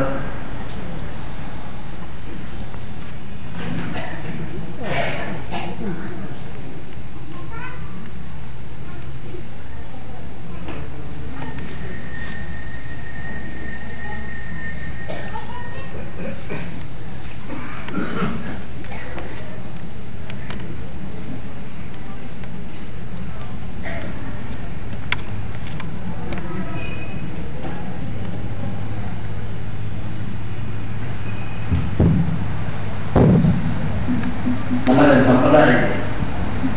ದೊಡ್ಡವರು ಅಸಲಿ ಇದ್ರೆ ಅವರಿಗೆ ಮೌನ ಪ್ರಾರ್ಥನೆ ಮಾಡಬೇಕು. ಅದಕ್ಕೆ ಜಟಾಯುಗೆ ಮೌನ ಪ್ರಾರ್ಥನೆ ಅಂತಾಂಗ ಭಕ್ತನಿಗೆ ಜಟಾಯುಗೆ ಎಂಥ ಭಕ್ತ ಅಲ್ವಾ? ಬಾಯಲ್ಲಿ ಹೇಳಿದ್ರೆ ಸಾಕಾಗುತ್ತಿಲ್ಲ ಜಟಾಯುವಿಗೆ. ಭಗವಂತ ಅಗ್ನಿಯಲ್ಲಿ ಕಾಷ್ಟದಲ್ಲಿ ಅಗ್ನಿ ಇಟ್ಟು ಜಟಾಯುವಿನ ದೇಹವನ್ನು ಹೋಗಿಸಿದ. ಇಷ್ಟು ಪುಣ್ಯ ನೀವು ನೋಡಿ, ಎಲ್ಲರೂ ನೀವು ನೋಡಿ. ಅಲ್ಲಿ ಮಾರೀಚ ಸತ್ತ, ಜಿಂಕೆ ಸತ್ತಿತು. ರಾಮ ಕಾಷ್ಟದೊಂದು ಬೆಂಕಿ ಇಟ್ಟು ಸಂಸ್ಕಾರ ಮಾಡಲಿಲ್ಲ. ಜಟಾಯು ಪಕ್ಷಿಗೆ ಭಗವಂತ ಕಾಷ್ಟ ಇಟ್ಟು ಬೆಂಕಿ ಹಚ್ಚಿ ಅದಕ್ಕೆ ಸಂಸ್ಕಾರ ಕೊಡ್ತಾರೆ. ಯಾಕೆ ಅಂತಂದ್ರೆ ನಮಗೆ ಹೇಗೆ ಭಾವನೆ ಭಗವಂತನಲ್ಲಿ, ದೇವರಿಗೆ ಹಾಗೆ ರಿಯಾಕ್ಷನ್, ಭಗವಂತನ ಪ್ರತಿಕ್ರಿಯೆ ಹಾಗಿರ್ತದೆ. ಜಟಾಯುವಿನ ಭಾವ ಭಕ್ತಿ ಒಂದೇ ರೀತಿಯ. ಹಾಗಾಗಿ ಭಗವಂತನಲ್ಲೇ ನಿಷ್ಠೆ. ಹಾಗಾಗಿ ಸೀತೆಯನ್ನು ಅಪಹಾರ ಮಾಡುವಾಗ ಅದಕ್ಕೆ ಸ್ಪಂದಿಸಿದ. ತನ್ನ ಪ್ರಾಣ ಹೋದರೂ ಪರವಾಗಿಲ್ಲ ಅಂತ ಚಿಂತನೆ ಮಾಡಿದ. ವೇದಕ್ಕೋಸ್ಕರ ಪ್ರಾಣವನ್ನು ತ್ಯಾಗ ಮಾಡಿದ ಜಟಾಯು. ದೇವರು ಹೇಳಿದ, ನನ್ನ ಮನವಿಯ ಅಲ್ಲ, ವೇದವತಿಗೋಸ್ಕರ ವೇದಕ್ಕೋಸ್ಕರ ಪ್ರಾಣ ಕೊಟ್ಟರೆ ಅವನ ಆ ಶರೀರಕ್ಕೆ ಅಗ್ನಿ ನಾನು ಕೊಡ್ತೇನೆ ಅಂತ ಭಗವಂತ ಅವನಿಗೆ ಅನುಗ್ರಹ ಮಾಡಿದ. ನಮ್ಮ ಸಾಧನ ಶಿವತ್ವತ್ವೇನ ಸಾಧ್ಯತೆ ಉತ್ತಮ ಮಾಪುಣ್ಯ ಅಂತ ಆಚಾರ್ಯರು ಹೇಳ್ತಾರೆ. ಸಾಧನೆ ಎಷ್ಟು ಶ್ರೇಷ್ಠ, ಅದಕ್ಕೆ ಸಾಧ್ಯ ಫಲವು ಹಾಗೆ ಉತ್ಕೃಷ್ಟ ಆಗ್ತಾ ಹೋಗ್ತದೆ. ಜಟಾಯುವಿನ ಸಾಧನೆ ಎಷ್ಟು ದೊಡ್ಡ ಸಾಧನೆ, ಪಕ್ಕ ಸಾಧನೆ. ಭಗವಂತ ಅದಕ್ಕೆ ಅಷ್ಟು ಸ್ಪಂದಿಸಿದ. ಈಚ ನೋಡಿ, ಜಿಂಕೆಯ ಶರೀರ ಅಸಲು ಜೀವಿತ, ದೇವರಿಗೆ ಕಾಷ್ಟದಲ್ಲಿ ಇಟ್ಟು ಬೆಂಕಿ ಕೊಟ್ಟು ಸಂಸ್ಕಾರ ಕೊಡಬಹುದಿತ್ತು. ಸಂಸ್ಕಾರ ಹಾಳು ಮಾಡುವ ಮಾಡಿದಲ್ಲಿ ಯಾಕೆ ಸಂಸ್ಕಾರ ಮಾಡಬೇಕು? ಅವರಿಗೆ ಸಂಸ್ಕಾರ ಇಲ್ಲ, ಯಾಕೆ ಮಾಡಬೇಕು? ಜಪ ಮಾಡಿರ್ಬೋದು, ಸಮುದ್ರ ತೀರದಲ್ಲಿ ಕೂತು, ಗೋಕರ್ಣದಲ್ಲಿ ಕೂತು ಬೇಕಾದಷ್ಟು ಜಪ ಮಾಡಿರ್ಬೋದು. ಏನು ಫಲ? ದೇವರ ಚಿಂತನೆ ಇಲ್ಲದೆ, ಭಗವಂತನ ಸರ್ವೋತ್ತಮತ್ವದ ಚಿಂತನೆ ಇಲ್ಲದೆ ಎಷ್ಟು ಸಾಧನೆ ಮಾಡಿದ್ರೆ ಏನು ಸಾಧನೆ ಅಂತ ಅನಿಸುವುದಿಲ್ಲ. ಯಾವುದು ಸಾಧನೆ, ಯಾವುದು ಭಗವಂತನ ಪ್ರೀತಿಯಲ್ಲಿ ಪ್ರಯೋಜನ ಆಗುತ್ತೆ ಅದು ಸಾಧನೆ. ಉತ್ತಮದ ಪ್ರಶ್ನೆಗೆ ದೇವರು ಹೇಳುವ ಉತ್ತರ ಉಂಟು. ಏನು ಪ್ರಶ್ನೆ ಅಂತಂದ್ರೆ ಕೇಳ್ತಾನೆ, ಕಿಂ ಕರ್ಮ ಅಂತ. ಅದಕ್ಕೆ ದೇವರು ಕೊಡುವ ಉತ್ತರ ತತ್ಕರ್ಮ ಹರಿದೋಷಂ ಯತ್. ಕರ್ಮ ಅಂದ್ರೆ ಏನು ಅಂತ ಕೇಳ್ತಾನೆ ಅಂತ ದೇವರು. ನ್ಯೂಡೇಜ್ ಕ್ವಶನ್. ದೇವರು ಒಂದೇ ಶಬ್ದದಲ್ಲಿ ಉತ್ತರ ಕೊಡ್ತಾನೆ, ತತ್ಕರ್ಮ ಹರಿದೋಷಂ ಯತ್. ಯಾವುದರಿಂದ ಭಗವಂತನ ಅನುಗ್ರಹ ಆಗುತ್ತೆ ಅದು ಕರ್ಮ, ಆಗಲಿಲ್ಲ ಅಂತಂದ್ರೆ ಅದರಿಂದ ಕರ್ಮ ಅಂತ ಹೇಳ್ತಾನೆ. ಅಂದ್ರೆ ಕರ್ಮ ಯಾವಾಗುತ್ತೆ ಅಂತಂದ್ರೆ ದೇವರ ಪ್ರೀತಿಯಲ್ಲಿ, ದೇವರ ಅನುಗ್ರಹದಲ್ಲಿ, ದೊಡ್ಡವರು ಮೆಚ್ಚುವುದರಲ್ಲಿ ಪರ್ಯವಸಾನ ಆಗಬೇಕು.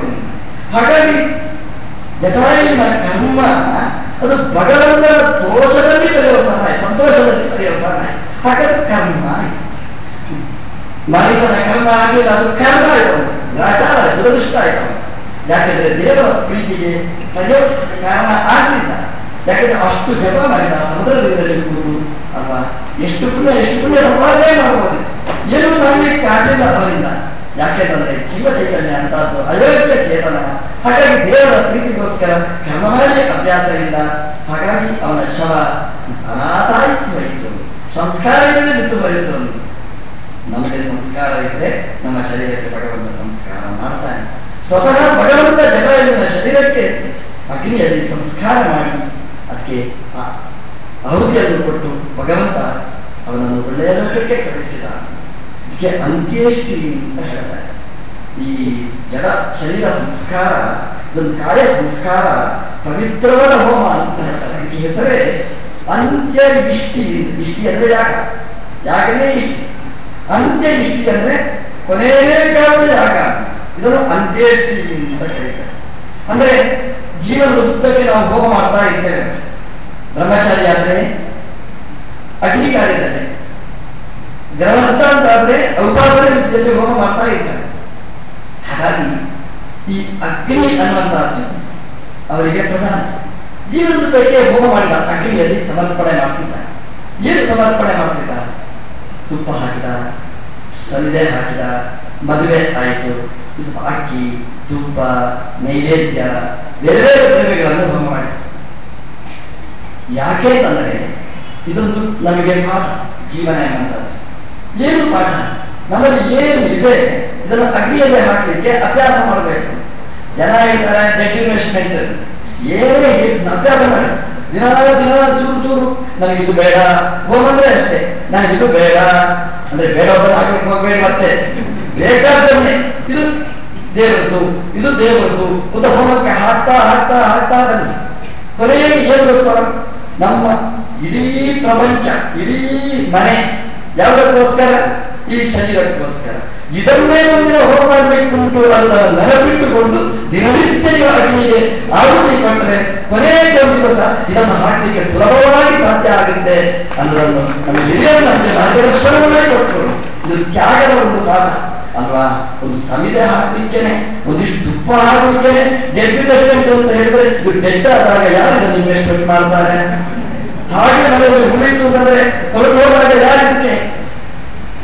ಉದಾಹರಣೆ ನಾರೀಸ ನೋಡಿ, ಅವನು ತ್ಯಾಗ ಮಾಡಲಿಕ್ಕೆ ಸಂಕೋಚ ಪಟ್ಟ, ಅಯೋಗ್ಯ, ಕೊನೆಗೆ ಅವನ ಶರೀರ ಅನಾಥವಾಗಿದೆ. ಜಟಾಯು ಸರ್ವ ತ್ಯಾಗ ಮಾಡಿದವ, ವೇದಕ್ಕೋಸ್ಕರ, ವೇದಿಕ ಕರ್ಮಕ್ಕೋಸ್ಕರ, ವೇದವನ್ನು ರಕ್ಷಣೆ ಮಾಡುವುದಕ್ಕೋಸ್ಕರ ತನ್ನ ಶರೀರವನ್ನೇ ತ್ಯಾಗ ಮಾಡಿದ ನೋಡಿ. ಅದಕ್ಕೆ ಅಂತ್ಯೇಷ್ಟಿ, ಕೊನೆಗೆ ಮಾಡುವ ಇಷ್ಟಿ ಪೂರ್ಣಾಂತಿ. ಇದು ಭಗವಂತನೇ ಮಾಡಿದ, ಭಗವಂತನೇ ತಗೊಂಡ, ಒಬ್ಬನೇ ಅದ್ವೈಯು ಅವನೇ, ಅದನ್ನು ಸ್ವೀಕಾರ ಮಾಡುವ ದೇವತೆಯೂ ಅವನೇ, ಅದ್ವೈಯೂ ಅವನೇ. ಎಂತಹ ಭಾಗ್ಯ ನೋಡಿ. ರಾಮದೇವರು ದಶರಥನಿಗೆ ಅಂತ್ಯೇಷ್ಟಿ ಮಾಡಲಿಲ್ಲ, ದಶರಥನ ಮಿತ್ರನಿಗೆ ಅಂತ್ಯೇಷ್ಟಿ ಮಾಡಿದ. ರಾಮದೇವರು ಲಕ್ಷ್ಮಣನ ಹತ್ರ ಹೇಳ್ತಾರೆ, ಲಕ್ಷ್ಮಣ ನೋಡು, ದಶರಥನಿಗೆ ನಮ್ಮ ಅಪ್ಪನಿಗೆ ಅಂತ್ಯೇಷ್ಟಿ ಮಾಡಲಿಕ್ಕಾಗಲಿಲ್ಲ. ಅಪ್ಪನಿಗೆ ಜೊತೆಯಬಹುದು, ಆದರೆ ಅಪ್ಪನ ಮಿತ್ರನಾದ ಜಟಾಯುವಿಗೆ ಅಂತ್ಯೇಷ್ಟಿ ಮಾಡಿದ್ರಿಂದ ನಮ್ಮ ಅಪ್ಪ ಪ್ರೀತನಾಗ್ತಾನೆ ಅಂತ ರಾಮ ಹೇಳಿಕೊಳ್ತಾನೆ. ಜಟಾಯುವಿನ ಸೌಭಾಗ್ಯ ಇದು ಭಗವಂತ ಸಂಸ್ಕಾರ ಮಾಡಿದ. ನಾವು ಚಿಂತನೆ ಮಾಡಬೇಕಾದ್ದು ರಾಮದೇವರ ಸೇವೆ, ಸೀತಾದೇವಿಯ ಸೇವೆ ಅಂದ್ರೆ ವೇದದ ಸೇವೆ, ವೇದಾಂತ ಚಿಂತನೆಗೋಸ್ಕರ ನಮ್ಮ ಜೀವನವನ್ನು ಮುಡುವಾಗಿದ್ರೆ ರಾಮದೇವರೇ ನಮಗೆ ಸಂಸ್ಕಾರ ಮಾಡಿಸ್ತಾರೆ.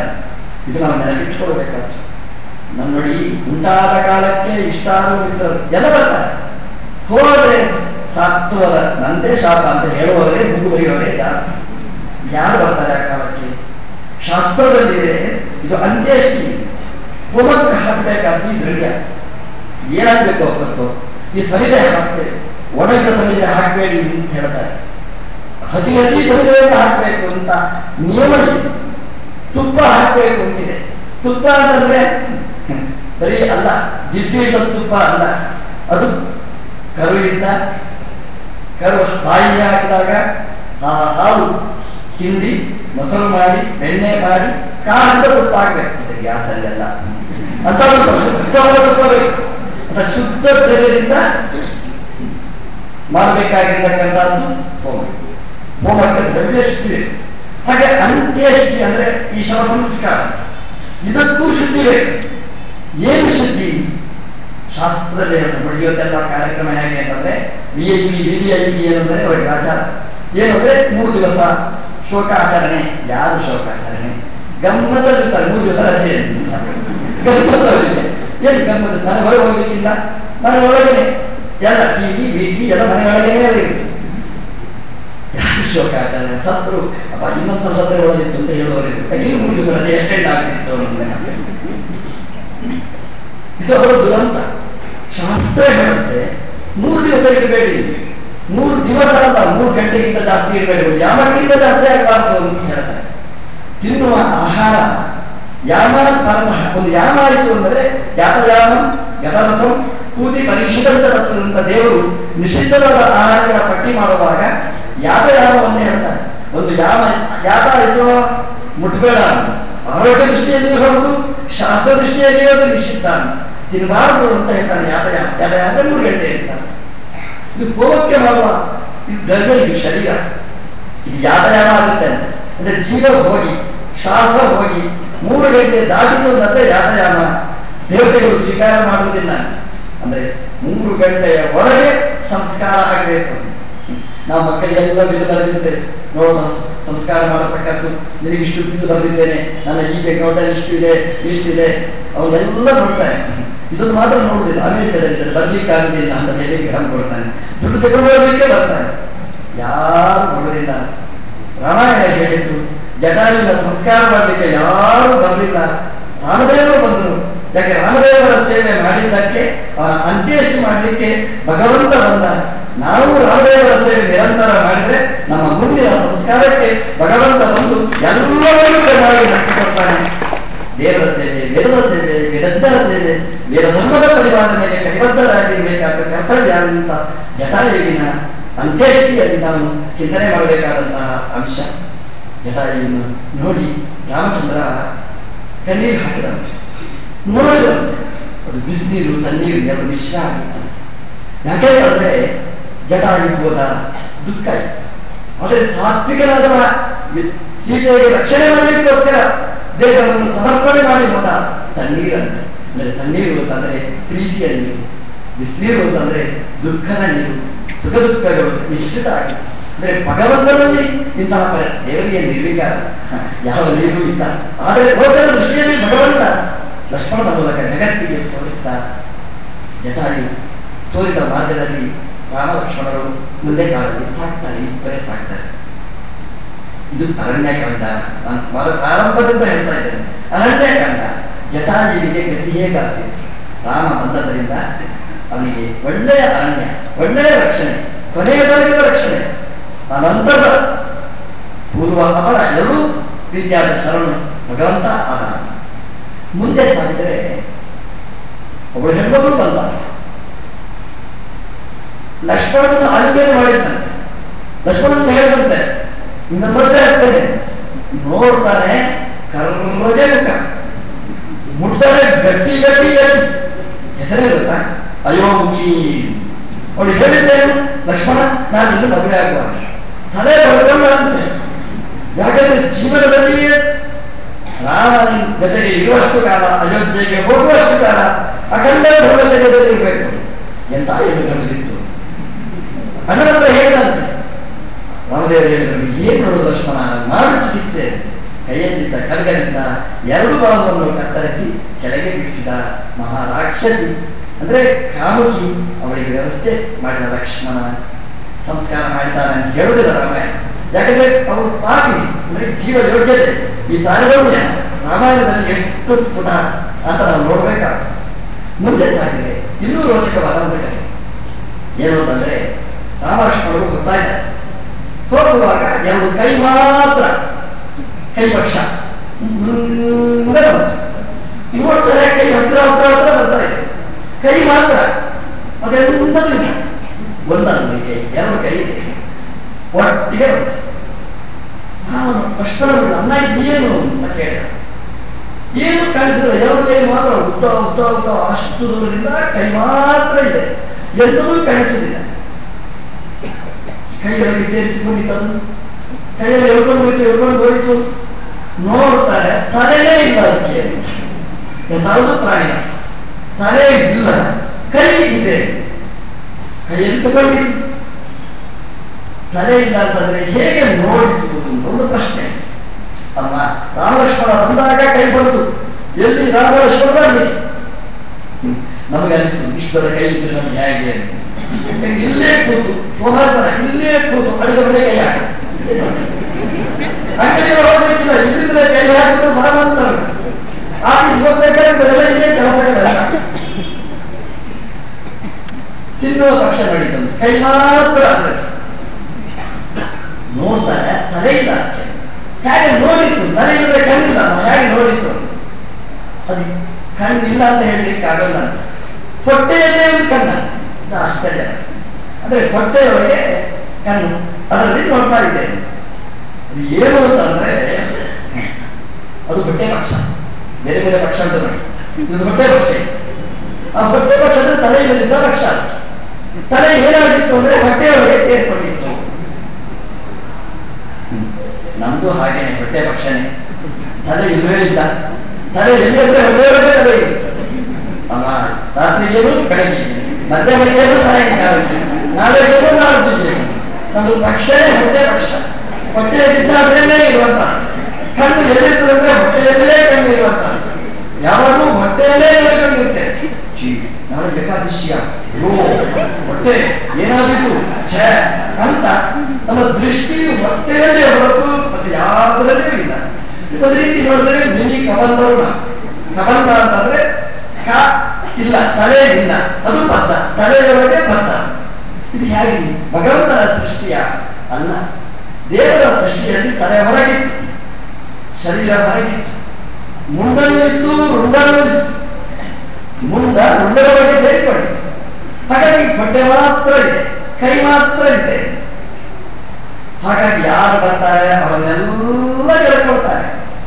ರಾಮನನ್ನು ಲಕ್ಷ್ಮಣನನ್ನು ತಿನ್ನಲಿಕ್ಕೆ ಅಂತ ಪ್ರಾರಂಭ ಮಾಡಿದ್ರೆ ತಿನ್ನಲಿಕ್ಕೆ ಏನು ಕಷ್ಟ ಇಲ್ಲ. ಇಲ್ಲದು ಪೈಕಿತ್ತು ಅದ್ರ ಹಾಕಿಬಿಟ್ರೆ ಒಳಗೆ ಹೋಗ್ತಿತ್ತು. ಹಾಗಾಗಿ ಅದು ಏನು ಕಷ್ಟ ಏನಿರಲಿಲ್ಲ. ತಿನ್ನಲಿಕ್ಕೆ ಕೈ, ಸಂಪಾದನೆ ಮಾಡಲಿಕ್ಕೆ ಕೈ, ಸಂಪಾದನೆ ಮಾಡಿ ದುಡ್ಡನ್ನು ತಿನ್ನಲಿಕ್ಕೆ ನಾರದ ಮೂಲಕ ಬಟ್ಟೆ ಸಾಕು. ನೋಡಿ ಎಂಥ ಜೀವನ, ಎಂಥ ಆದರ್ಶ ಜೀವನ ಆರಾಮವಾಗಿರ್ಬಹುದು.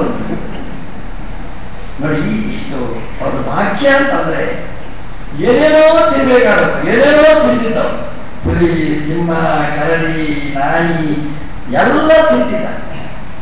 ಆದ್ರೆ ಅದು ಆಶ್ಚರ್ಯ ಅಲ್ಲ. ರಾಮಲಕ್ಷ್ಮಣರನ್ನೇ ತಿನ್ನಬೇಕು ಅಂತ ಬಂದ, ರಾಮಲಕ್ಷ್ಮಣರನ್ನೇ ಕೈಯಲ್ಲಿ ಹಿಡಿಬೇಕು ಅಂತ ಬಂದ, ನನ್ನ ಹೊಟ್ಟೆಯೊಳಗೆ ಇಟ್ಕೊಳ್ಬೇಕು ಅಂತ ಬಂದ. ಇದು ಅವನ ಬಾರಿ ಒಂದು ದೊಡ್ಡ ಸೌಭಾಗ್ಯ. ಲಕ್ಷ್ಮಣ ರಾಮ ನೋಡ್ತಾರೆ. ಲಕ್ಷ್ಮಣ ಹೇಳಿದ, ಅಣ್ಣ ಈಗ ಚಿಕಿತ್ಸೆ ಮಾಡೋದು ಬೇಡ. ರಾಮ ಹೇಳಿದ, ಮಾಡು. ಹಾಗಾಗಿ ಕರ್ಗದೆ ಕಂಡ ಲಕ್ಷ್ಮಣ ಎಡಕೈಯನ್ನು ಕತ್ತರಿಸಿದ, ರಾಮದೇವರು ಬಲಕೈಯನ್ನು ಕತ್ತರಿಸಿದರು. ಎರಡು ಕೈ ಹೋಯಿತು, ಸರಿಯಾಯಿತು.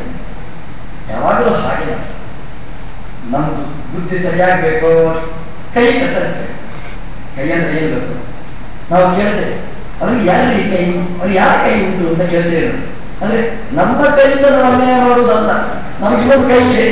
ನಾವು ಹೇಳ್ತೇವೆ ಇಷ್ಟು ಅನ್ಯಾಯ ಮಾಡಬೇಕಾದ್ರೆ ಅವ್ರಿಗೆ ಯಾವ ಕೈ ಅಂತ ಕೇಳ್ತೇವೆ. ಅಂದ್ರೆ ಇನ್ನೊಬ್ಬರ ಕೈಯ ಅಧೀನವಾಗಿ ಅನ್ಯಾಯ ಮಾಡುದು. ಆ ಕೈಯಲ್ಲಿ ಯಾವಾಗ ರಾಮ ಕತ್ತರಿಸಿದ ಲಕ್ಷ್ಮಣನ ಕೂಡಿಕೊಂಡು ಸರಿಯಾದ ಮನುಷ್ಯ.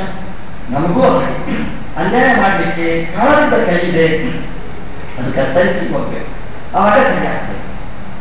ಅವನು ಕಬಂದ ಮಾತಾಡ್ತಾನೆ, ಹೇಳ್ತಾನೆ, ರಾಮ ಏನು ಮಾಡಬೇಕು ಅದು ಮಾಡಿದ್ದು, ಸರಿಯಾಗಿರ್ತಕ್ಕಂಥ ಶಿಕ್ಷೆಯನ್ನು ಕೊಟ್ಟಿದ್ದಿ. ರಾಮ ಯಾವತ್ತೂ ನೆನಪಿಸ್ತೇನೆ, ನನ್ನನ್ನು ಕೊಂಡದಲ್ಲಿ ಹಾಕಿ ನೀನು ಕೂತು ಬಿಡು ಅಂತ ಹೇಳ್ತಾನೆ. ರಾಮನಿಗೊಂದು ಶಿಕ್ಷೆ, ಮಣ್ಣು ತೆಗೆದು ಕೊಂಡದಲ್ಲಿ ಕೂತ. ಆವಾಗ ಆ ಜೀವ ಮೇಲಕ್ಕೆ ಬಂತಂತೆ. ಯಾರು ಅಂದ್ರೆ ಧನು ಅನ್ನುವಂತಹ ಒಬ್ಬ ದಿವ್ಯ ಗಂಧರ್ವ. ಆ ಗಂಧರ್ವ ಹೇಳಿದ, ರಾಮಚಂದ್ರ ನಿನ್ನ ಅನುಗ್ರಹದಿಂದ ನನ್ನ ದಿವ್ಯ ದೇಹ ಬಂತು, ಹಳೆ ದೇಹ ಹೋಯಿತು, ಹಳೆ ಅಂಗಿ ಹೋಯಿತು, ಹೊಸ ದೇಹ ನನಗೆ ಕೊಟ್ಟಿದ್ದೀನಿ, ರಾಮಚಂದ್ರ ಬರ್ತೇನೆ ಅಂತ ಮೇಲಕ್ಕೆ ಬಂತು. ಲಕ್ಷ್ಮಣ ಕೇಳಿದಂತೆ, ಅರೆ ನಾವು ಇರುವಾಗ ಮಾತಾಡ್ಲಿಕ್ಕೆ ಕೊಡ್ತೀನಿ ಹತ್ರ, ಏನಿದು ಕಥೆ ಹೇಳು ನನಗೆ, ನಿನಗೆ ಈ ಶರೀರ ಹೇಗೆ ಬಂತು, ಏನಾಯ್ತು ಕಥೆ ಅಂತ ಹೇಳುವಂತ. ಆವಾಗ ನಾನು ಹೇಳ್ತಾನೆ, ನಾನು ಸ್ಥೂಲ ಶಿರ ಅಂತ ಒಬ್ಬ ಋಷಿಗಳು, ಸ್ಥೂಲ ಶಿರಸ್ಸರು, ತಲೆ ದೊಡ್ಡ ತಲೆ. ಏನಾಗಿತ್ತು ನನಗೆ ಅಂತಂದ್ರೆ ಚಾಪಲ ಅದನ್ನು ಹೇಳಿದ್ದು. ನಾನು ಏನ್ ಮಾಡ್ತಿದ್ದೇನೆ ಅಂತಂದ್ರೆ, ಯಾರಾದ್ರೂ ಒಳ್ಳೆಯ ಬ್ರಾಹ್ಮಣರು ಬಂದ್ರೆ, ಹಿಂದಿನಿಂದ ಇವತ್ತಿನ ತನಕ ಒಂದೇ ಕಥೆಗಳು, ಬೇರೆ ಕಥೆ ಇಲ್ಲೇ ನನಗೆ. ಯಾರಾದ್ರೂ ಬ್ರಾಹ್ಮಣರು ಒಳ್ಳೆ ಸಾತ್ವಿಕ ಬ್ರಾಹ್ಮಣರು ಸಿಕ್ಕಿದ್ರೆ ಅವರನ್ನ ಆಟ ಆಡಿಸ್ತಿದ್ದೆ.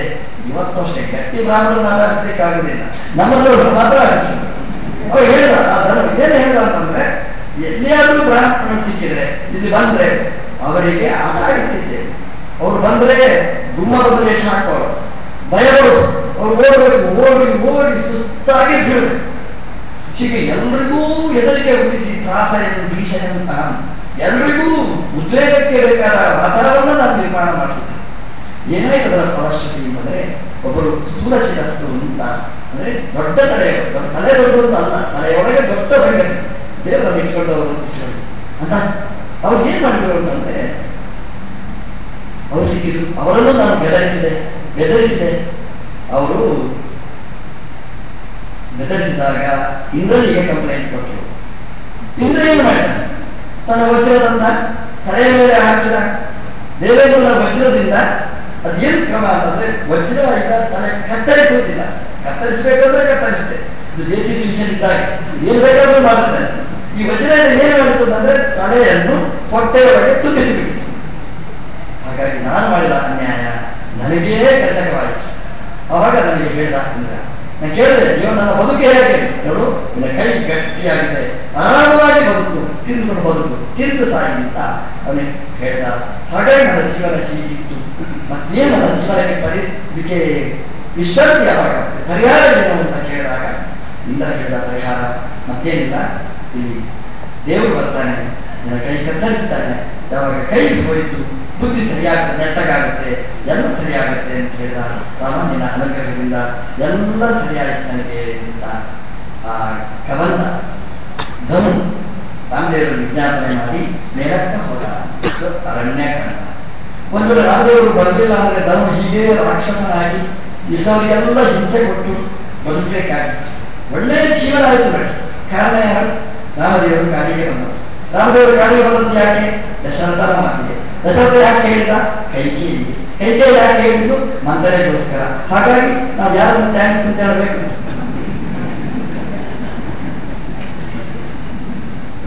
ಕಬಂದ ಕೈಯನ್ನು ರಾಮಚಂದ್ರ ಕತ್ತರಿಸಿದ. ಹಾಗಾಗಿ ಧನು ಒಳ್ಳೆಯ ಸಾಧನ ಜೀವನವನ್ನು ಮತ್ತೆ ಪಡೆದ. ಹಾಗಾಗಿ ನಮ್ದು ಈ ಹೊಟ್ಟೆ ಪಕ್ಷ ಇದಕ್ಕೆಲ್ಲ ಕಾರಣವಾದದ್ದು ಈ ಕೈ. ಕೈ ಅಂದ್ರೆ ಕರ್ಮ, ಕೆಟ್ಟ ಕರ್ಮಗಳು. ನಾನು ಅನ್ನುವ ಅಹಂಕಾರಕ್ಕೆ ಮತ್ತೊಂದು ನನ್ನ ಕೈಯಿಂದ ಮಾಡ್ತೇನೆ ಅಂತ ಹೇಳುವ ಕೈ ಮುಂದೆ ಬರ್ತೇನೆ, ನಾನು ಮಾಡ್ತೇನೆ ಅಂತ ಹೇಳುವಾಗ ಕೈ ಕಾಲ ಮುಂದೆ ಬರುವುದಿಲ್ಲ. ಎಲ್ಲ ಅದೇ ಕೈ ಅಂದ್ರೆ ಎಲ್ಲ ಅಹಂಕಾರಕ್ಕೆ ಒಂದು ಸಂಕೇತವಾಗಿ ಕೈ ಇರ್ತದೆ. ಹಾಗಾಗಿ ರಾಮ ಕೈಯನ್ನು ಕತ್ತರಿಸಿದ. ಧನು ಸರಿಯಾದ ನಮ್ಮ ಜೀವನದಲ್ಲಿ ತಲೆ ಹೊಟ್ಟೆಯಲ್ಲಿ ಹೋಗಲಿಕ್ಕೆ ಅಥವಾ ತಲೆ ಇಲ್ಲದೆ ಹೋಗಲಿಕ್ಕೆ ಕಾರಣ ನಾನು ಅನ್ನುವ ಅಹಂಕಾರ ಕೈ. ನಾವು ಹೇಳಬೇಕು ರಾಮಚಂದ್ರ ಲಕ್ಷ್ಮಣನ ಜೊತೆಗೆ ಆ ಕಬಂಧದ ಕೈ ಕತ್ತರಿಸಿದರೆ ಉಪಯೋಗ ಇಲ್ಲ, ನನ್ನ ಅಹಂಕಾರದ ಕೈ ಕತ್ತರಿಸುವಂತ ಅವರ ವಿಜ್ಞಾಪನೆ ಮಾಡಿದರೆ ನಮಗೂ ಭಗವಂತ ಒಳ್ಳೆಯ ಲೋಕವನ್ನು ಕೊಟ್ಟು ಒಳ್ಳೆಯ ಮಾರ್ಗದರ್ಶನ ಮಾಡ್ತಾನೆ ಅಂತ ಹೇಳ್ತಾರೆ. ಇವತ್ತು ರಾಮದೇವರ ಆರಾಧನೆ ಮಾಡಿದ, ರಾಮದೇವರನ್ನು ಒಲಿಸಿಕೊಂಡ, ರಾಮದೇವರ ಅನುಗ್ರಹ ಇಡೀ ಜಗತ್ತಿಗೆ ಕೊಟ್ಟ, ನಮ್ಮೆಲ್ಲರ ದೊಡ್ಡ ಸೌಭಾಗ್ಯದ ಇಡೀ ಸಾಧಕ ವರ್ಗಕ್ಕೆ ಮಾರ್ಗದರ್ಶನ ಮಾಡುವ, ನಮ್ಮೊಟ್ಟಿಗೆ ಬಂದು ನಮಗೆ ಅನುಗ್ರಹ ಮಾಡುವ ಮಹಾಗುರುಗಳು ರಾಘವೇಂದ್ರ ಸ್ವಾಮಿಗಳವರ ಆರಾಧನೆಯ ಪರ್ವಕಾಲ ರಾಯರ ಸ್ತೋತ್ರದಲ್ಲಿ ಇದೆ. ರಾಯರನ್ನು ನಾವು ಸ್ತೋತ್ರ ಮಾಡ್ತೇವೆ. ಏನು ಅಂತಂದ್ರೆ ಸುಖಧೈರ್ಯಶಾಲಿ ಅಂತ ರಾಯರನ್ನು ನಾವು ಸ್ತೋತ್ರ ಮಾಡ್ತೇವೆ. ಸುಖ ಧೈರ್ಯದಿಂದ ಶೋಧಿಸುವವರು, ಸುಖದಿಂದ ಶೋಧಿಸಬೇಕು, ಧೈರ್ಯದಿಂದ ಶೋಧಿಸಬೇಕು. ಧೈರ್ಯ ಅಂದ್ರೆ ಏನು ಒಂದು ಪ್ರಶ್ನೆ. ಧೈರ್ಯ ಅಂದ್ರೆ ಅನ್ಯಾಯ ಮಾಡಲಿಕ್ಕೆ ನಮಗೆಲ್ಲ ಧೈರ್ಯ ಇದೆ, ಏನು ಹಿಂದೆ ಮುಂದೆ ನೋಡುವುದಿಲ್ಲ. ಹಾಗಾಗಿ ಧೈರ್ಯ ಅಂದ್ರೆ ಏನು? ಧೈರ್ಯ ಅಂದ್ರೆ ಏನು ಗೊತ್ತು? ಸುಮ್ಮನೆ ಎದುರು ಮಾತಾಡ್ಲಿಕ್ಕಾಗುತ್ತೆ, ಮಾತಾಡ್ತೇವೆ, ಧೈರ್ಯ ಅಲ್ಲ. ನಾವು ಹೊಡಿತೇವೆ, ತಿಂತೇವೆ, ಇದು ಧೈರ್ಯ ಅಲ್ಲ. ಧೈರ್ಯ ಅಂದ್ರೆ ಏನು ಗೊತ್ತು? ಅಪಣಾಚಾರ್ಯರು ಹೇಳ್ತಾರೆ ಸುಖ ಧೈರ್ಯಶಾಲಿ ಅಂತ ರಾಯ. ಏನು ಧೈರ್ಯ ಅಂತಂದ್ರೆ ರಾಯರು ಚಿಂತನೆ ಮಾಡ್ತಾರೆ, ಕಲ್ಲನ್ನು ತಯಾರು ಮಾಡಿ, ಕಲ್ಲಿಂದ ಬೃಂದಾವನ ತಯಾರು ಮಾಡಿ, ಬೃಂದಾವನ ತಯಾರು ಮಾಡಿ ಶಿಷ್ಯರಿಗೆ ಹೇಳಿದ್ರು. ಏನ್ ಹೇಳಿದ್ರು ರಾಯ ಅಂದ್ರೆ, ಈ ದಿವಸ ನಾನು ಇಲ್ಲಿರ್ತೇನೆ, ಈ ಕಲ್ಲನ್ನು ನನ್ನ ಮೇಲೆ ಇಡಬೇಕು ಅಂತ ರಾಯರು ಹೇಳಿದ್ರು. ಶಿಷ್ಯರೇನು ಮಾಡಬೇಕು? ನಮ್ಮ ಶಿಷ್ಯರನ್ನು ಹೇಳಿದ್ರು, ಆಯ್ತು ನಾವು ಇರುವುದೇ ನಾವು ಅದಕ್ಕೆ ಅಂತ, ನೀವು ತಲೆ ಮೇಲೆ ಕಲಿಯಲಿಕ್ಕೆ ಇರುವವರು. ರಾಯರ ಶಿಷ್ಯರು ಎಂಥವರಿದ್ರು? ರಾಯರನ್ನು ಕಂಡವರು, ರಾಯರಿಂದ ಉಪಕೃತರಾದವರು, ರಾಯರ ಮಹಿಮೆಯನ್ನು ಚಿಂತನೆ ಮಾಡಿದವರು, ರಾಯರ ಆ ಜ್ಞಾನವನ್ನು ಅನುಭವಿಸಿದವರು. ಹಾಗಾಗಿ ಕೊನೆಗೆ ಒಪ್ಪಿಕೊಂಡು ನಾನು ಹೇಳುವುದೇನು ಅಂತಂದ್ರೆ, ಕಲ್ಲು ಇಟ್ಟರು ಸರಿ, ಆದರೆ ಕಲ್ಲು ಇಡಿಯಿಂದ ಹೇಳಬೇಕಾದ್ರೆ ಬದುಕಿರುವ ಸತ್ತಲೇ ಕಲ್ಲಿದೆ ಅಂತ ಹೇಳ್ಬೋದು. ನಾನು ಬದುಕಿರುವಾಗಲೇ, ಜಪಮನೆಯಲ್ಲಿ ಹಿಡ್ಕೊಂಡಿರುವಾಗಲೇ, ಪೂಜೆ ಮಾಡ್ತಾ ಇರುವಾಗಲೇ ನನ್ನ ತಲೆ ಮೇಲೆ ಕಲ್ಲಿಡಿ ಅಂತ ಹೇಳಬೇಕು ಅಂತಂದ್ರೆ ಸಾವಿನ ಅಂಚಿನಲ್ಲಿ ಭಯ ಪಡೆದಿದ್ದಾನೆ ನಿಜವಾಗಿರತಕ್ಕಂತಹ ದೇಶದಲ್ಲಿ ಅಂದ್ರೆ ಎಂತಹ ಧೈರ್ಯ ಅಂದ್ರೆ ಅವರಿಗೆ ಗೊತ್ತು. ಅಂದ್ರೆ ಕಲ್ಲಿದ್ದ ಗುಡ್ಡೆ ಸಾಗಿದ್ದಿಲ್ಲ. ಯಾಕೆ ಬಂದ್ರೆ ಅವರು ಹಾರಿಸಿದ ಕಲ್ಲು ಎಂತಹ ಕಲ್ಲು ಗೊತ್ತು. ನಮ್ಗೆ ಗೊತ್ತಿಲ್ಲ ಕಲ್ಲು ಅಂದ್ರೆ ಎಲ್ಲ ಒಂದೇ ರೀತಿ ನಾವು ನೋಡ್ಬೋದು. ರಾಯರಿಗೆ ಗೊತ್ತಿತ್ತು ಯಾವ ಕಲ್ಲು ಬೇಕು, ಯಾವ ಕಲ್ಲು ಬೇಡ. ಒಂದು ಕಲ್ಲಲ್ಲಿದ್ದು ಎಲ್ಲ ಸೆಟ್ ಆಗಿದ್ರು ನನಗೆ ಬೇಡ, ಶಿಷ್ಯನಿಗೆ ಅಂತ ಒಂದು ಸೆಟ್ ಹಾಗೆ ಬಿಟ್ಟು ಇನ್ನೊಂದು ಕಲ್ಲು ಹೇಳಿ ತರಿಸ್ತಾರೆ.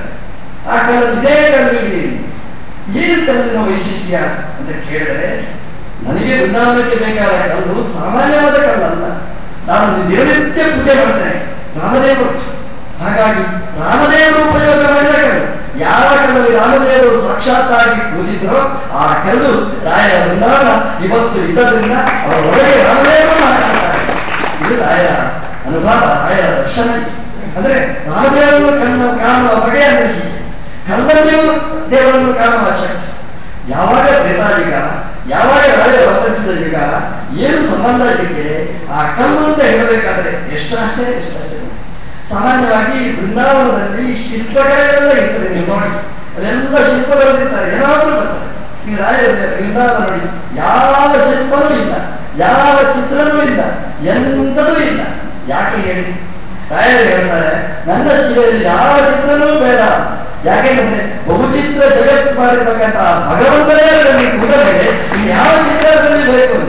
ಚಿದಂಬರಮಯತಿ ಚಿತ್ರ ಅಂದ್ರೆ ಇಡೀ ಜಗತ್ತಿನ ಚಿತ್ತವನ್ನು ಆಕರ್ಷಣೆ ಮಾಡುವ ತಾಕತ್ತಿರ್ತಕ್ಕ ಸರ್ವಶಕ್ತನಾದ ಭಗವಂತ ಕೂತ ಆ ಶಿಲೆ. ಅದರಲ್ಲಿ ರಾಯರ ವೃಂದಾವನ, ರಾಯರಲ್ಲಿ ಕೂತಿದ್ದಾರೆ, ಇನ್ನೂ ರಾಯರಿದ್ದಾರೆ. ಎಷ್ಟು ಆಶ್ಚರ್ಯ ಅಂತಂದ್ರೆ ರಾಯರು ಇನ್ನೂ ಇದ್ದಾರೆ. ಇದ್ದಾರೆ ಅಂತಂದ್ರೆ ಈ ಸಂಶಯ ಅಲ್ಲವೇ ಅಲ್ಲ, ಇದ್ದಾರೆ. ಅಂದ್ರೆ ನಾವು ಏನು ಕೇಳ್ತೇವೆ ಅದನ್ನು ಕೊಡುವವರೆಗೆ ರಾಯರು ಕೂತಿರ್ತಾರೆ. ಇಷ್ಟು ಜನ ಸೇವೆ ಮಾಡ್ತಾರೆ. ನೀವು ನೋಡಿ, ಬರೀ ಮಂತ್ರಾಲಯ ಅಲ್ಲ, ಪ್ರತಿ ಮಂತ್ರಾಲಯದಲ್ಲಿ ಅಂದ್ರೆ ಎಲ್ಲಿ ರಾಯರು ಅಂತ ನಾವು ಹೇಳ್ತೇವೆ ಅಲ್ಲೆಲ್ಲ ರಾಯರು ಬರ್ತಾರೆ. ರಾಯರ ಅರ್ಚಕರು ಅಂತ ಹೇಳ್ತಿದ್ರು.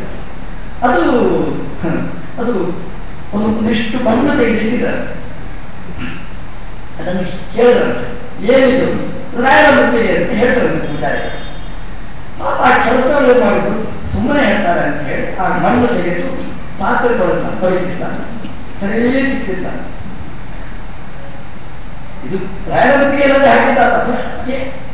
ರಾತ್ರಿ ಸ್ವಪ್ನದಲ್ಲಿ ಇಲ್ಲ, ಯಾವಾಗ ಸನ್ಯಾಸಿ ಬಂದು ಸರಿ ಬರ್ತದೆ. ಆ ಮುಜತೊಳೆಯುವ ಹೋಗ್ತಾರೆ ಅಂತ, ನನಗೆ ಯಾಕೆ ಹೊಡಿತೀರಿ? ಹೊಡೆಯಿಲ್ಲ.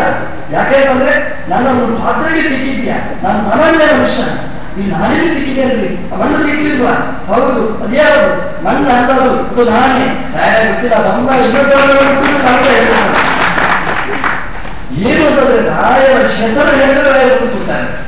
ಮೃತ್ತಿಗೆಯಲ್ಲಿ ಮಣ್ಣಿನಲ್ಲಿ ಕಳೆದರೆ ರಾಯರನ್ನು ಕೊಡ್ತಾರೆ.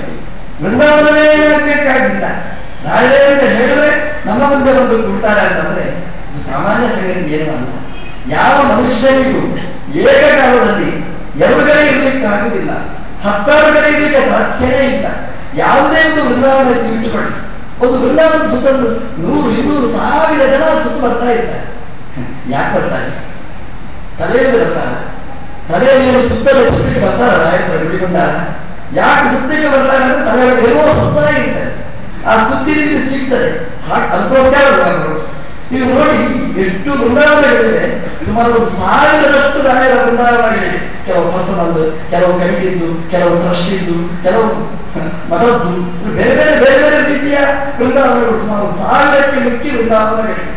ಒಂದೊಂದು ವೃಂದಾವನದಲ್ಲಿಯೂ ಕೂಡ ಎಷ್ಟು ಜನ ಸಿಗ್ತಾರೆ. ರಾಯರೇ ನೋಡಿ, ಎಷ್ಟು ವೃಂದಾವನಗಳು, ಎಷ್ಟು ಕಡೆ ರಥೋತ್ಸವ, ಎಷ್ಟು ಕಡೆ ಆರಾಧನೆಗಳು, ಎಷ್ಟು ಕಡೆ ವೈಭವಗಳು. ಇದರಲ್ಲಿ ಏನು ಉತ್ತರ ಇದೆ? ಒಬ್ಬ ನಾಸ್ತಿಕ ತಲೆಗೆಡಿಸುವ ವಿಚಾರಗಳಿದೆ, ಅವನಿಗೂ ಅರ್ಥ ಹೇಳಿದ್ದಾರೆ. ಒಂದು ಬೃಂದಾವನದ ಅರ್ಥ ಈಗ 1000 ಜನ ಸಿಗ್ತಾರೆ ಅಂತಂದ್ರೆ 1000 ಕಡೆಯಿಂದ 1000 ಜನ ಸಿಗ್ತಾರೆ ಅಂತಂದ್ರೆ ಇದು ಏನು ಹೇಳಿ? ಸುಮ್ಮನೆ ಕಲ್ಲು ಅಂತಾದ್ರೆ ಒಂದು ಕಂಬಕ್ಕೆ ತಿರುಗಬಹುದಲ್ಲ, ರಾಯರ ಹೇಳಿದಾಗ ತಿರುಗಬೇಕು, ರಾಯರ ಸ್ತೋತ್ರ ಹೇಳಿದಾಗ ತಿರುಗಬೇಕು. ಹಾಗಾದ್ರೆ ಏನಾಯ್ತು? ಅಷ್ಟು 1000 ಕಡೆ ರಾಯ ಇರ್ತಾರೆ ಅಂತ, 1000 ಕಡೆ ರಾಯ ಇರ್ತಾರೆ. ಎಲ್ಲರೂ ಸಾಧ್ಯ, ಒಬ್ಬ ವ್ಯಕ್ತಿ ಒಂದು ಕಡೆ ಇರ್ಬೋದು, ಅಷ್ಟು ಕಡೆ ಇರ್ಲಿಕ್ಕೆ ಸಾಧ್ಯ. ಹಾಗಾಗಿ ಅಷ್ಟು ವೃಂದಾವನದಲ್ಲಿ ಇದ್ದಾರೆ ಅಂತಂದ್ರೆ ರಾಯರು ಮನುಷ್ಯರಲ್ಲ, ಅವರು ಖಂಡಿತ ಪ್ರಾಂಶಜೀವರಾಗಿದ್ದರು ಅನ್ನೋದು ಇವನ್ನೆಲ್ಲ ಒಪ್ಪಬೇಕಾಗಿರ್ತಕ್ಕಂಥ ಸಂಗತಿ. ದೊಡ್ಡ ಸಂಪತ್ತು ನಮ್ಮದು, ದೊಡ್ಡ ಶಕ್ತಿ ರಾಯರು. ಯಾಕೆಂತಂದ್ರೆ ಯಾವ ಲಿಂಗ ಇಲ್ಲದೆ, ಯಾವುದೇ ಜಾತಿ ಇಲ್ಲದೆ, ಯಾವುದೇ ಮತ ಇಲ್ಲದೆ ಒಬ್ಬ ಭಕ್ತ ಅಂತಂದ್ರೆ ಅನುಗ್ರಹ ಮಾಡಿ ನಾಸ್ತಿಕರನ್ನು ಆಸ್ತಿಗಳನ್ನಾಗಿ ಮಾಡುವ ರಾಯರು ನಾವು ಇಡೀ ಆಸ್ತಿಕ ಸಮಾಜದ ದೊಡ್ಡ ಆಸ್ತಿ. ಹಾಗಾಗಿ ಈ ಪವಿತ್ರವಾದ ಈ ಆರಾಧನೆಯ ದಿವಸ ರಾಯರ ಚಿಂತನೆ ಮಾಡಬೇಕಾದ್ದು. ರಾಯರು ಪವಾಡಗಳು ಬೇರೆ ಬೇರೆ ರೀತಿಯ ಲೌಕಿಕ ಪವಾಡಗಳು ಬೇಕಾದಷ್ಟಿದೆ. ನಮ್ಮ ಆತ್ಮೀಯ ಅಂತೂ ತಾಯಿ 2-3 ಹೆಣ್ಮಕ್ಕಳು.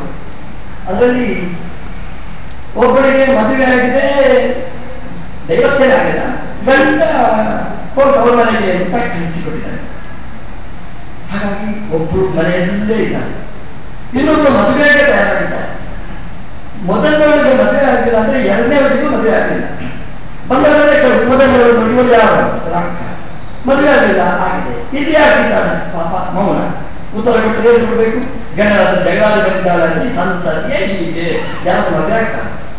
ತಾಯಿ ಖಂಡಿತ ಏನ್ ಮಾಡೋದು? ನೇರ ಮಂತ್ರಾಲಯಕ್ಕೆ ಬಂದು ಪ್ರದಕ್ಷಿಣೆ ಮಾಡಿದ್ದಾರೆ. 3 ದಿವಸ ಸೇವೆ ಮಾಡ್ತಾರೆ. 3ನೇ ದಿವಸ ಸ್ವಪ್ನದಲ್ಲಿ ರಾಯರು ಬಂದಂತೆ ಬಂದು ಕೈಗೊಳ್ಳಂತೆ ಏನು ನನಗೆ ಎಚ್ಚರಿಕೆ ಆಯಿತು, ಸ್ವಪ್ನದಲ್ಲಿ ಎಚ್ಚರಿಕೆ ಆಯಿತು. ರಾಯರು ಇನ್ನ ಬಟ್ಟೆ ಹೇಳಿ ಅಂತ ಹೇಳಿದರು. ಬಟ್ಟೆ ಹೇಳಿದರು. ರಾಯರು ಒಂದಿಷ್ಟು ಪುಷ್ಪ, ಇಷ್ಟು ಮಂತ್ರಾಕ್ಷತೆ, ಒಂದಿಷ್ಟು ಕುಂಕುಮ ಆ ಬಟ್ಟೆಗೆ ಹಾಕಿದರು. ಆ ಹೆಣ್ಣೊಬ್ಬರು ಕೇಳಿದಂತೆ, ರಾಯರ ನನಗೆ ಮಂತ್ರಾಕ್ಷತೆ ಸರಿ, ಪುಷ್ಪ ಯಾಕೆ ಕೊಟ್ರಿ, ಕುಂಕುಮ ಯಾಕೆ ಕೊಟ್ರಿ, ನನಗೆ ಆ ಭಾಗ್ಯ ಇಲ್ಲ. ರಾಯರು ಕೇಳಿದ್ರಂತೆ, ನೀವು ಬಂದದ್ದು ಯಾಕೆ? ನಾನು ಮಗಳಿಗೆ ಒಬ್ಬ ಗಂಡ ಬರಬೇಕು, ಒಬ್ಬ ಗಂಡ ಕರ್ಕೊಂಡು ಹೋಗ್ಬೇಕು, ಕೊಡೋದಿದೆ ಅಂತ ರಾಯರು ಹೇಳಿದ್ರು. ನೋಡ್ತಾನೆ 4 ಗಂಟೆ ಮೈಯೆಲ್ಲ ಬೇರೆ ಹೋಗಿದ್ದಾನೆ. ನಮ್ಮ ಆತ್ಮೀಯರು ಹೇಳ್ತಾರೆ, ಇವತ್ತು ಇದನ್ನು ಹೇಳ್ತಾರೆ, ಅಮ್ಮನ ವಸ್ತ್ರದಲ್ಲಿ ಪುಷ್ಪನೂ ಇತ್ತು, ಕುಂಕುಮನೂ ಇತ್ತು, ಮಂತ್ರಾಕ್ಷರನೂ ಇತ್ತು. ಇದೇನು ಅರ್ಥ ಆಗಿದೆ ಇರ್ತಕ್ಕಂಥದ್ದು, ಏನಂತೆ ಅರ್ಥ ಆಗಿದೆ ಅಲ್ಲ. ಸ್ವಪ್ನದಲ್ಲಿ ಹೂವು ಮಂತ್ರಾಕ್ಷರ ಬರುವುದು, ನಿಜವಾದ ಪುಷ್ಪ ಮಂತ್ರಾಕ್ಷರ ಬಂತು ಅಂದ್ರೆ ಏನ್ ಹೇಳಬೇಕು? ತಂದು ಕೊಟ್ಟು ಮನೆಯಲ್ಲಿ ಮೊದಲನೇ ಮಗನಿಗೆ ಕೊಟ್ಟು ಪುಷ್ಪ ಮಂತ್ರಾಕ್ಷತೆ ಕುಂಕುಮ. ಎಷ್ಟು ಆಶ್ಚರ್ಯ ಅಂತಂದ್ರೆ ಅವರು ಪುಷ್ಪ ಕೊಟ್ಟು ಕುಂಕುಮ ಮಂತ್ರಾಕ್ಷತೆ ಕೊಟ್ಟು ನೋಡಿ, ಅದೇ ಸಾಯಂಕಾಲ ಆ ಹುಡುಗ ಅವರ ಮನೆಗೆ ಬಂದು ಹೇಳದಂತೆ, ಈ ಹುಡುಗಿಯನ್ನು ಕಳುಹಿಸಿಕೊಡಿ. ಇವ್ರಿಗೆ ಮೊದಲ ಇವರು ಕಂಡೀಷನ್ ಹಾಕ್ಬೇಕಿತ್ತು, ಈಗ ಕೆಟ್ಟದ ಕಡೆಯವೇ ಕಂಡೀಷನ್ ಹಾಕಿದಂತೆ.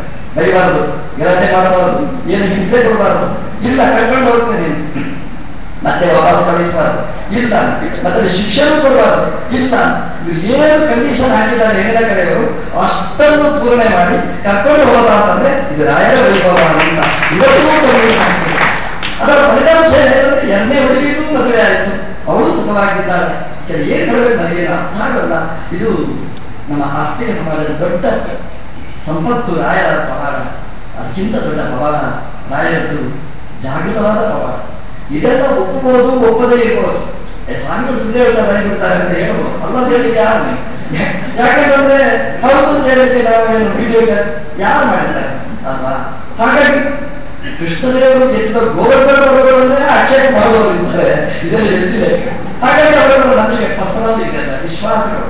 ಆದರೆ ರಾಯರು ಮಾಡಿದ ದೊಡ್ಡ ಪವಾಡ, ಅದಕ್ಕಿಂತ ದೊಡ್ಡ ಪವಾಡ, ಸಾರ್ವತ್ರಿಕವಾದ ಸಾರ್ವಕಾಲಿಕವಾದ ಪವಾಡ ಅಂದರೆ ರಾಯರು ಮಾಡಿದ 48 ಗ್ರಂಥಗಳು ಇವತ್ತೂ ಜೀವಂತವಾಗಿರತಕ್ಕಂತಹ ದೊಡ್ಡ ಪವಾಡಗಳು. ಚಿಕ್ಕ ಬಾಲಕರಿಂದ ಪ್ರಾರಂಭ ಮಾಡಿ ದೊಡ್ಡವರ ತನಕ, ಜ್ಞಾನಿಗಳ ತನಕ ಅರ್ಥ ಆಗುವ ದೊಡ್ಡ ದೊಡ್ಡ ಪವಾಡಗಳನ್ನು ರಾಯರು ಮಾಡಿದ್ದಾರೆ. ರಾಯರ ವೈಭವ ನೋಡಬೇಕು. ಪರಿಮಳ ಗ್ರಂಥ ಬರೆದಿದ್ದಾರೆ, ಅದಕ್ಕಿಂತಲೂ ಚಂದ್ರಿಕಾಗ್ರಂಥ ಪ್ರಕಾಶ ಅಂತ ಒಂದು ಗ್ರಂಥ ಬರೆದಿದ್ದಾರೆ. ರಾಯರ ವೈದುಷ್ಯ ಅದರಲ್ಲಿ ತುಂಬಿ ತುಳುತ್ತದೆ. ವ್ಯಾಸರಾಜರ ಚಂದ್ರಿಕೆಯೇ ಅಂತದ್ದು, ಅದಕ್ಕೆ ರಾಯರ ಪ್ರಕಾಶಿಕ ಅಂತಂದ್ರೆ ಇನ್ನಷ್ಟು ಅದ್ಭುತವಾದ. ಏನು ರಾಯರ ವೈಭವ ಅಂತಂದ್ರೆ ಮೀಮಾಂಸಾ ಶಾಸ್ತ್ರದ ವೈಭವ, ವ್ಯಾಕರಣದಲ್ಲಿ, ತರ್ಕದಲ್ಲಿ, ವೇದಾಂತದಲ್ಲಿ ಅವರ ಪ್ರತಿಭೆ ಅಪ್ರತಿಮ. ಅಷ್ಟೇ ಅಲ್ಲ, ಏನು ಆಶ್ಚರ್ಯ ಅದರಲ್ಲಿ ಅಂತಂದ್ರೆ ರಾಯರು ಆ ಚಂದ್ರಿಕಾ ಪ್ರಕಾಶದಲ್ಲಿ ಉಡುಪಿಯ ಕೃಷ್ಣನ ಸನ್ನಿಧಾನದಲ್ಲಿ ಬರೆದ ಗ್ರಂಥ, ಕೃಷ್ಣನಿಗೆ ಸಮರ್ಪಣೆ ಮಾಡಿದ ಮಹಾಪ್ರಕಾಶ. ಅದರಲ್ಲಿ ಅವರು ಮಾಡಿದ ಪವಾಡ ಏನಂತಂದ್ರೆ ವ್ಯಾಸರಾಜರ ನಂತರ, ವಿಜಯೇಂದ್ರ ಸ್ವಾಮಿಗಳ ನಂತರ ಬಂದ ಬೇರೆ ಬೇರೆ ಬೇರೆ ಬೇರೆ ಬೇರೆ ಬಗೆಗಳು, ಅದಕ್ಕೆ ಯಾರು ಉತ್ತರ ಕೊಡಲಿಲ್ಲ ಗ್ರಂಥಾನುಗುಣವಾಗಿ. ಹಾಗಾಗಿ ಅಷ್ಟು ಮತಗಳನ್ನು ಅನುವಾದ ಮಾಡಿ, ಖಂಡನೆ ಮಾಡಿ, ಪ್ರಕಾಶದಲ್ಲಿ ಸೇರಿಸಿ ಒಂದು ಪರಮೋಪಕಾರ ಮಾಡಿದ ರಾಯರ ಉಪಕಾರ ನಾವು ಎಂದೆಂದೂ ತಲೆಯಲಿಕ್ಕಾಗದಿದ್ದ ಉಪಕಾರ, ದೊಡ್ಡ ಪವಾಡ ಇವತ್ತೂ ಕಾಣುವುದಾಗಿರ್ತಕ್ಕಂಥದ್ದು. ಹೀಗೆ ರಾಯರು ಇವತ್ತೂ ನಮಗೆ ಜೀವಂತವಾಗಿ ನಮಗೆ ಅನುಗ್ರಹ ಮಾಡುವ ಶಕ್ತಿಯಾಗಿ ಇವತ್ತು ಇದ್ದಾರೆ. ಏನು ಬೇಡ ಅಂತ ವೃಂದಾವನದೊಳಗೆ ಪ್ರವೇಶ ಮಾಡಿದ್ರು ರಾಯರ, ನೀವು ನಮ್ಮನ್ನು ಬಿಟ್ಟು ಹೋದ್ರು ನಾವು ನಿಮ್ಮನ್ನು ಕಾಣುವುದು ಬಿಡೋಲ್ಲ. ಪಾಪ ಸನ್ಯಾಸ ಕೊಡುವಾಗಲೇ ನಮಃ ನನಗೆ ಯಾರಿಲ್ಲ, ನಾನು ಯಾರಿಗೂ ಅಲ್ಲ ಅಂತ ಹೇಳಿ ಹೋದವು. ಆದರೂ ಬೆನ್ನಿಂದ ಹೋಗಿದ್ದು ಆ ಸತ್ತು ಬದುಕು ಅಂತ ನಮಗೆ ಆಶೀರ್ವಾದ ಮಾಡಿ ಬೃಂದಾವನ ಪ್ರವೇಶ ಮಾಡಿದ್ರೆ ರಾಯ ಹೇಳಿದ್ರು, ಅಪ್ಪ ಚೆನ್ನಾಗಿರು, ಆಶೀರ್ವಾದ ಮಾಡುವ, ಅನುಗ್ರಹ ಮಾಡುವ, ನಮ್ಮೆಲ್ಲರಿಗೂ ರಕ್ಷಾ ಕವಚವಾಗಿರುವ ರಾಯನಿಗೆ ನಾವು ಏನು ಕೊಡಬಹುದು, ಏನು ಕೊಡಲಿಕ್ಕೆ ಸಾಧ್ಯ ಇಲ್ಲ. ರಾಯನಿಗೆ ಖಾದ್ಯ ಕೊಡಬೇಕಷ್ಟೇ, ಆರೋಗ್ಯ ಕೊಡಬೇಕಷ್ಟೇ, ಹೊರಗಿನ ನೀರಿನಿಂದ ಅಲ್ಲ. ನಾವು ಕೊಡಬೇಕಾದ ಅರ್ಥ ಜ್ಞಾನದ ಅರ್ಕೆ, ಮನಸ್ಸಿನ ಕರಗಿ ಕಣ್ಣಲ್ಲಿ ನೀರಾಗಿ ಭಕ್ತಿಯ ಪಾದ್ಯವನ್ನು ಕೊಡದೆ ರಾಯರಿಗೆ ನಿಜವಾದ ಪಾದ್ಯ ಅಂತ ಹೇಳ್ತಾ ಬ್ರಹ್ಮೋಪಕಾರವನ್ನು ನೆನಪಿಸ್ತಾ ರಾಯರ ಅನುಗ್ರಹ ನಮಗೆ, ನಿಮಗೆ, ಎಲ್ಲರಿಗೆ ರಾಯರ ಒಳಗಿರ್ತಕ್ಕ ಎಲ್ಲ ಜ್ಞಾನಿಗಳ ಆಚಾರ್ಯರ ಭಗವಂತನ ಅನುಗ್ರಹ ರಕ್ಷೆ ಇರಲಿ ಅಂತ ಹೇಳ್ತಾ ಪ್ರವಚನವನ್ನು ಕೃಷ್ಣ